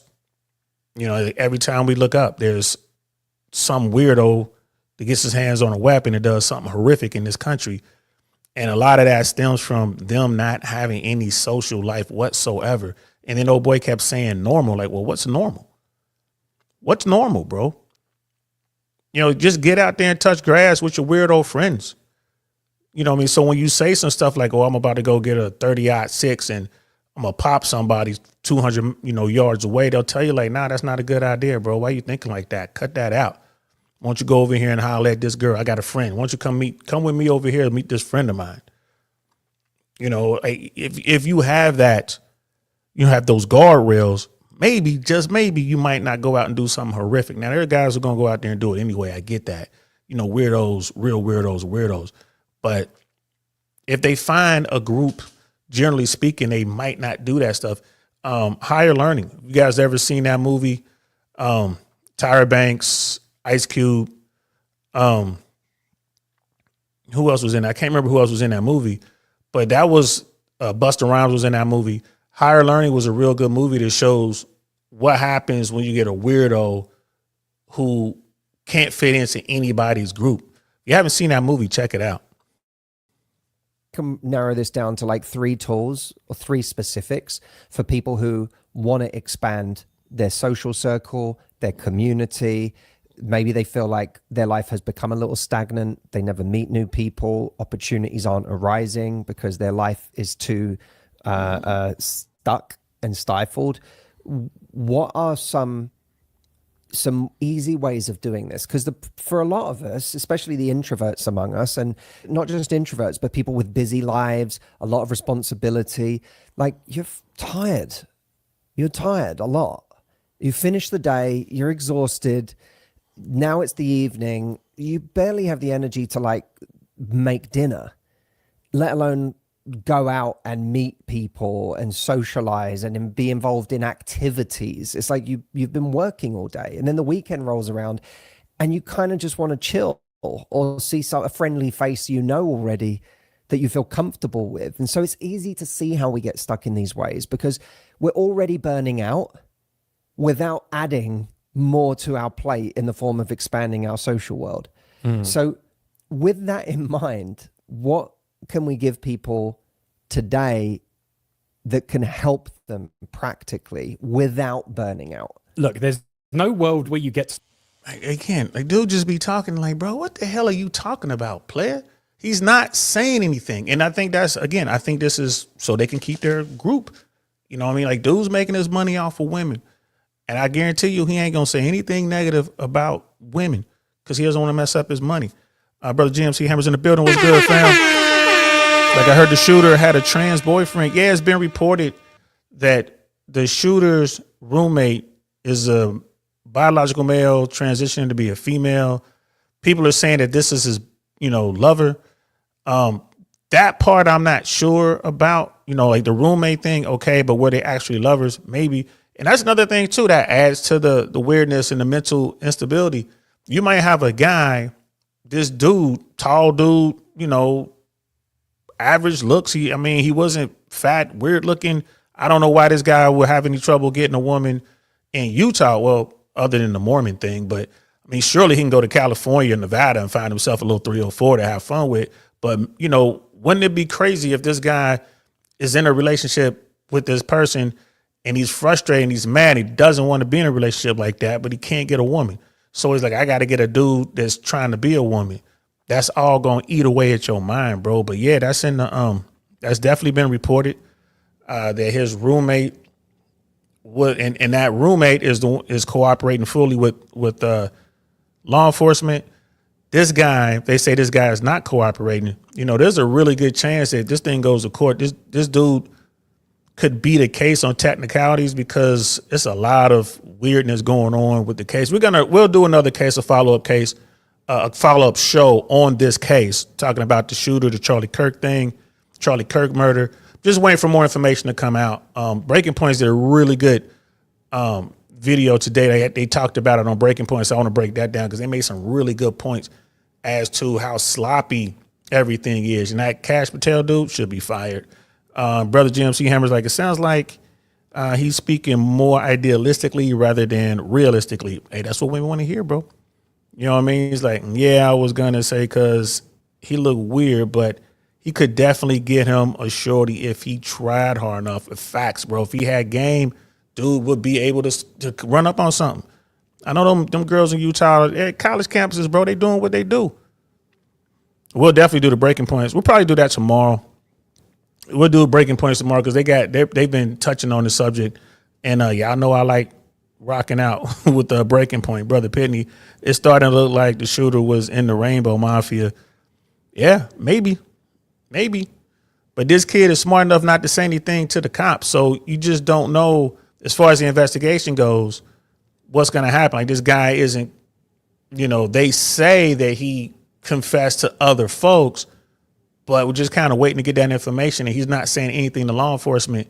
Once he gets to the lawyer, who knows what might happen. And not that I want to see this guy get off. I don't want to see this dude get off. If in fact he did it, looks like he did it, but it's not, but one of the things people need to realize is not what we know or what we believe or what we feel, is what we can prove when you talk about the court of law. So can they prove that he actually pulled the trigger? Remember, there's no video or there's no that we know of that shows him lying prone with the weapon taking the shot, but there is video of him jumping off the roof. Did he have the weapon with him? Was it broken down? We're going to talk about that tomorrow for sure, guys. We're going to talk about that tomorrow. You know what I mean? And Brother Penny says, in the last 18 months, the LG, HD, TV, CIA plus community has wreaked more havoc than in the last 18 years of the red pill. Let that sink in. Got weirdos on both sides, bro. Got weirdos on both sides, man. I'm just keeping it 100, bro. But I hear you. It's weirdos on both sides, man. But that is hilarious, man. The LG, HD, TV, CIA plus, that is... that's funny. That is funny. But weirdo people I just like to, I look at the profiles, man. You look at something like this, someone took a shot from that distance, whatever, in that state, bro, that's all right. The shooter's going to look like this. And again, the same day, within hours of this event, there was a Colorado school shooting that, I actually saw the school shooting first. And then I saw the Charlie Kirk thing, and I was kind of like, I was tripping. Like, both of these happened. In that case, you had a weirdo kid, right, who shot two of his schoolmates and then, popped himself. If you guys don't know anything about that case, just based on the information I just said, what race do you think that kid was? Right? It is what it is. And you're right, they're out there, man. The HDMI, the PS5 crowd has made the news for this stuff lately. Yeah, but like I said, I'm seeing the weirdos. You guys are referencing the shooting at the church in Minneapolis, Minnesota, right? But you also had a weirdo guy who went with a kill list and was going after elected officials in the same state. Right, so. It's to me, it's just the weirdos. Like, yeah, GMC. I was like, yeah, exactly. To me, it's just the mental health thing. We got way too many crazy folks out here isolated, and they just acting out in some of the worst ways possible. Right. So it's just like everything. So many things get lost in the sauce. But we'll talk about this tomorrow. We're gonna bring up that Breaking Points video tomorrow and break that down. Stay inside all day and build a social life. That isn't going to happen. There has to be some give in, like, what if something is in your calendar, it becomes real. And for me, as a natural introvert who likes to spend time at home, I have to at least make sure, like, what's my thing I'm going to do this weekend, my one thing that's going to build some connection. That might be with an established person I already need to connect to. I've got plenty of people I know here in LA who I don't see enough. And maybe that community phrase, if you don't build it enough. So is there some community that needs to be nurtured right now that I'm ignoring? Or is there one of my interests that there's a more sociable version of? I last year, I did a stand-up comedy course. That sounds high commitment, but it was actually like one class a week for 6 weeks. So not that much. One class like a week. a lot. One class a week for 6 weeks. One evening, Tuesday evening. It's a waste of money. That's like what, a couple of hours of my time to I go. feel myself tensing up as you say it. Okay, but that was All right, so they live in LA. These people are all Hollywoodites. they're out in LA. All right, so this dude right here on the screen right now, he's smashing mad chicks. Why did he do a stand-up comedy class? Because he wanted to see what kind of girls were in there. It's the same reason they were doing the improv stuff. I remember when improv was big. You gonna do your improv? You on Second City? You gonna do groundlings? Like, I ain't doing that. I don't do that. I don't do that. I'm not an improv guy. I'm a stand-up dude. And if you're taking a stand-up comedy class, you're wasting your money. So this dude right here, right, and his brother, they're in LA. Now it makes sense. This is why they talk around stuff. This is the type of dude that kills the game in LA. These are the dudes that women just fawn over in LA, man. These dudes are soft. They appear soft. This is what they're doing. This is how they've adapted so they can get the women. That's why when old girl said that thing about them, what it was like for them dating and going out, whatever, she was kind of laughing because she knew, she's like, man, this dude is smashing chicks left and right.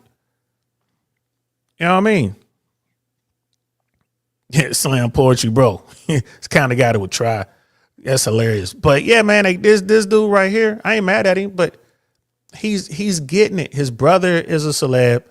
They're on TV. They got a very popular podcast. Who's watching? The LA women are watching. That guy I'm sure he goes to yoga.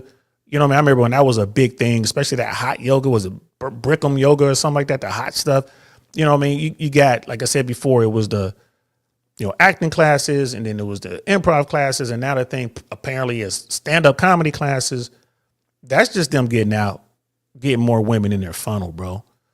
And these dudes understand that it's easy for them to smash as many hot women as they want. It's easy for them in LA. But this is why they act so soft, man, because this is what women want. They say they want.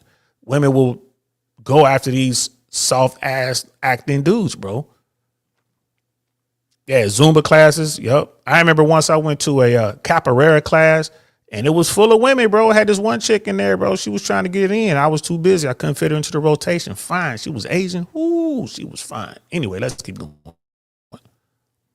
something I wanted to do. So for me, that didn't tense me up because it was something that was like, You I looked want to go. forward to. Yeah, I looked forward to it because it was like, okay, so that's different. this isn't my Yeah. job. It's fun. It's a bit nerve wracking, but it's not pressure for me because I'm not a stand-up comedian. So I'd go. Exactly. Then there's like, instead of me trying to go randomly and do 5 minutes of stand-up in a club, I'm meeting with like 10 people every week. We're talking about comedy. We're trying some jokes with each other. And then you go home, right? It's like one thing a week. Now, I know not everyone wants to do, you hear those classes, you hear that. What did I just tell you? He went so he can meet folks. What did you just say? I don't really want to be a stand-up comedian. I just want to go out and make some more friends and talk about comedy. Okay, I ain't mad at you for doing that. But I'm pretty sure they told him, like, if you really want to do stand-up, you need to go do the open mics. And it's not 5 minutes, it's 3 minutes. But it might be 5 minutes now because they make people pay for the open mics. So you're paying for the comedy class, you might as well take that same money and pay for your open mic time and just go do some open mic somewhere. I know, I'm pretty certain that the Laugh Factory, the Improv, the Ice House, Flappers, did I say what's another Laugh Factory? Yeah, I already said that one. I'm pretty sure that their open mics, they don't charge. You just sign up and then you come back the next week and you go up. It's not a big thing. And they're going to give you, like, the Comedy Store gives you 3 minutes. The Laugh Factory, I think it was 3 minutes. Improv, well, at least when I was doing it way back when, it was 3 minutes. It might have gone up to 5. You can go to the Ha Ha in North Hollywood. You can go to Flappers in Burbank, all the way out to Pasadena to the Ice House. There's so many places you can go do stand-up. Just sign up. And then when you're there, you're going to meet people, and they'll tell you about all the bar rooms that are booked and unbooked. And then the sign-up stuff, they'll tell you. This guy was out there. He just wanted to meet people, i.e. he wanted to get on with some more women. I ain't mad at him. Sort of thing, and you go, oh God, I got to do that. But whatever like your thing is, like if it's lifting weights, go and do, there's a gym class near us where there's like 10 people go and lift weights every Saturday, right? Like, if whatever your thing already You said is. that with such disdain. No, I like doing it. The one we go to. I've enjoyed doing it, That's but like, our thing. I'm saying it because it's very simple. But I'm saying there's Steven's always. like, if you're one of those weirdos that likes to lift weights, I like Matt and to- I are looking No, at Stephen each other. enjoys I do like lifting weights. No, I just think there's a version of what you like doing already that has a group who are doing it. That's like one thing you can do. There's also people you probably already interact with who you can either make an effort to make a connection with, reach out and be like, hey, do you want to grab lunch? Be fun to like catch up a bit more. There's probably people in your life now who you're not attempting, maybe because you feel like, do they want to? The answer is a lot of people do want to be invited more than you think. So let's talk about this. I want to throw to all. All right, so they're switching it up, and I'm going to leave it there. But you're right, bro. Like, the dude has an accent. He's an Englishman living in L.A. He has a brother who's successful. He's on his brother's podcast. His brother's on, he's a talking head on the Today Show sometimes. Right? They're out there in L.A., bro, and he's got that status thing working for him for certain. I ain't mad at him either, and I'm guaranteeing you, like, the dude has, he's got a nice vehicle. Right? He's got a nice place to stay. Like, I'm sure his crib is nice. He's making his money however he's making his money. These young girls, man, out there in LA, bro, they gonna run all up in dude. Right? And he's out there just going places. That's one thing about LA, bro. It's a group for everything. And like when I talk to guys who are in Cali, like, oh, you in LA? Yeah, I'm having a hard time meeting women, Like that. Where are you going? They start telling me about the lounges and clubs they go to. Like, bro, ain't nothing but low tier 3 or 4 chicken heads in there, bro. This is where you need to go. And I always like, go to LACMA. Well, I mean, what type of event should I go to? We pull it up right there. Let me pull it up right now. Here we go. Boom. LACMA got this thing going on. Oh, they got some sort of, quartet going on this on Thursday. Go to that. It's free. You know what I mean? Go to LACMA. You know what I mean? They're having some exhibit at the Getty Center. Go to that. You know what I mean? Go check that out. Oh, they're having this thing downtown, at this place, like at this theater house. They're doing, it's always stuff to do. Like I said, you could do the yoga, you could do some acting class for free. You can go up to somebody's college and do stuff for free. Just kind of hang out. Like, you're gonna meet folks, bro. Like, I'm pretty sure there's swing dancing out there somewhere. Like, go to a swing dance event, bro. Dress the part. They'll teach you how to swing dance, man. You're gonna have fun doing that. Right? You can go salsa, right? You can go tango. Like, go out there, just go out there and learn how to tango, bro. That's a crazy dance. You learn how to do that, oh my goodness. And it'll be like professional level women there tangoing, and they'll tell you about some tango events, bro. Go roller skating. There's so many things to do out there because people in LA still like to go out and they have their groups and they do their thing. Like, so you got to come away from the clubs. And that's what this guy figured out. After he done ran through all the clubs, he's like, oh, the club scene is dying. The lounge scene is dying. I'm pretty sure he still gets on the red carpet for the Emmys and for American Music Awards and for whatever award show through his brother. They're getting on the red carpet. Great. Right? That's great. But you can still go out and find some obscure things like, man, go archery. Go do that. You know what I mean? Throwing the axes. People were doing that. Going horseback riding. There's I think it's called Sunset Ranch in Hollywood, bro. You literally go riding on horseback, man, up to the Hollywood sign and over into Glendale or Burbank area and come back down into Hollywood on a horseback. They got sunset rides. You know what I mean? They got all kind of rides. This is, it's always stuff to do. And it's not just LA. Wherever you are, there's stuff to do. Here in Tampa, there's something to do. Elena's, the cigar lounge that I'm always talking about, my buddy's Cigar Lounge, just announced they're going to do Latin night Wednesday. I think it's October 1st. Whatever. I think it's the first Wednesday in October. I think it's October 1st. Anyway, I got to look at it. But anyway, it's coming up. You think I'm not going to be there? Well, I'm going to be there. I'm going to be there getting it in. You know what I mean? Having fun, listening to the music, having a good time, meeting people, right? But you see how they turned their whole conversation. They never really talked about female mate selection. They didn't talk about hypergamy. They touched on it. They didn't talk about, how women are hurting themselves and deciding to be alone. They didn't talk about the core causes, to this problem, with women being single by 2035, and the fact that they didn't tack on the childless part. It's single and childless. They took that part off. Right. So I'm going to keep my eye on this guy's platform and see if they come back and talk about hypergamy later, mate selecting, female dating strategies. I'm going to see if they're going to revisit that, because the only person who was kind of trying to get into the negativity of it was the young lady sitting at the table. But the two dudes are like, they don't want to do it for fear of probably losing money. Like I said, the guy's getting $10,000 an hour for one-on-one dating advice. Man, that's crazy. I can only imagine what he's saying. It's $10,000 an hour for this dude to tell you exactly what you want to hear if you are a female, and probably a male too. Oh, just try harder. Just, pedestalize her and do basically everything wrong to get her. Like, you're not going to get her, bro. But if you have $10,000 to talk to him, then you should be able to provide experiences for this woman. So, take $2,000 or $3,000 and take her to the Lakers game or something. Or, take her somewhere fancy. I don't know. I'm just listening to what they're talking about, and it blows my mind. But this is the red pill world, man. And the blue pill world wants to stay in the plugged in fake Hollywood Disney fairy tale world. And the red pill world has nothing for you but the cold truth. Like, if you want to be successful with women, this is what you got to do. It's just the cold truth. Simple as that. Right? This is how the game is played, bro. So I don't want to play any games. Well, you in the game, bro. You were born into this game. You were dying to this game. It's being played whether you participate or not. So all we're doing is letting you know how this goes. And you can do with the information what you want. Now, if you want somebody to tell you, just want to tell you what you want to hear, then go over here and holler at them people over there. They'll tell you what you want to hear. But you're not going to be successful. Simple as that, man. I'm going to leave it there. That's 2 hours. We're talking for 2 hours. We got a little more in it. We got a little more than halfway through their video. I'm going to watch the rest offline, and then maybe we'll do a part 2. I'm going to see what they're talking about. Maybe we'll do a part 2.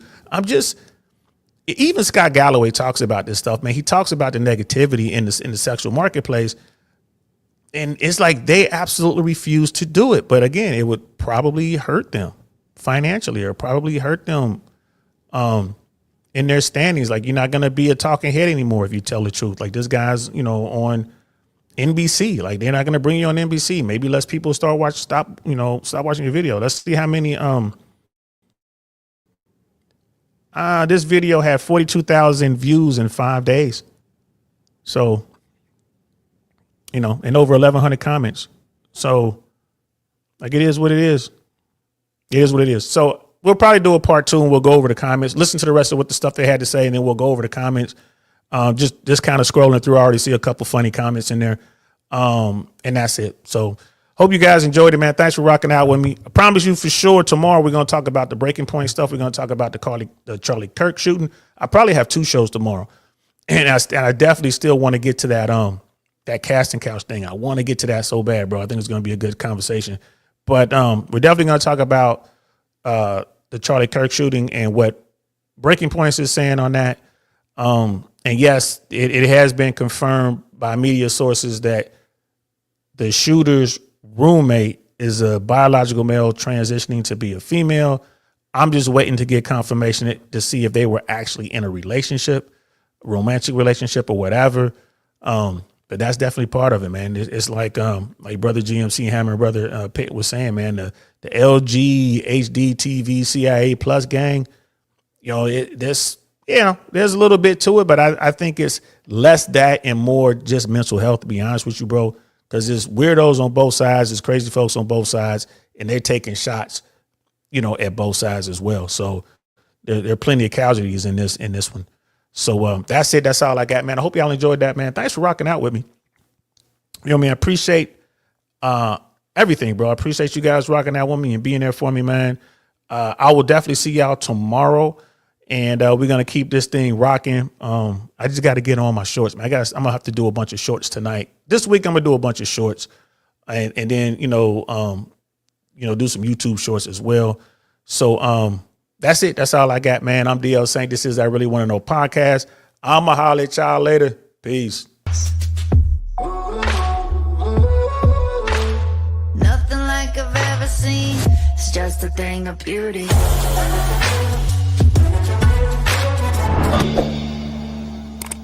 And that's the end.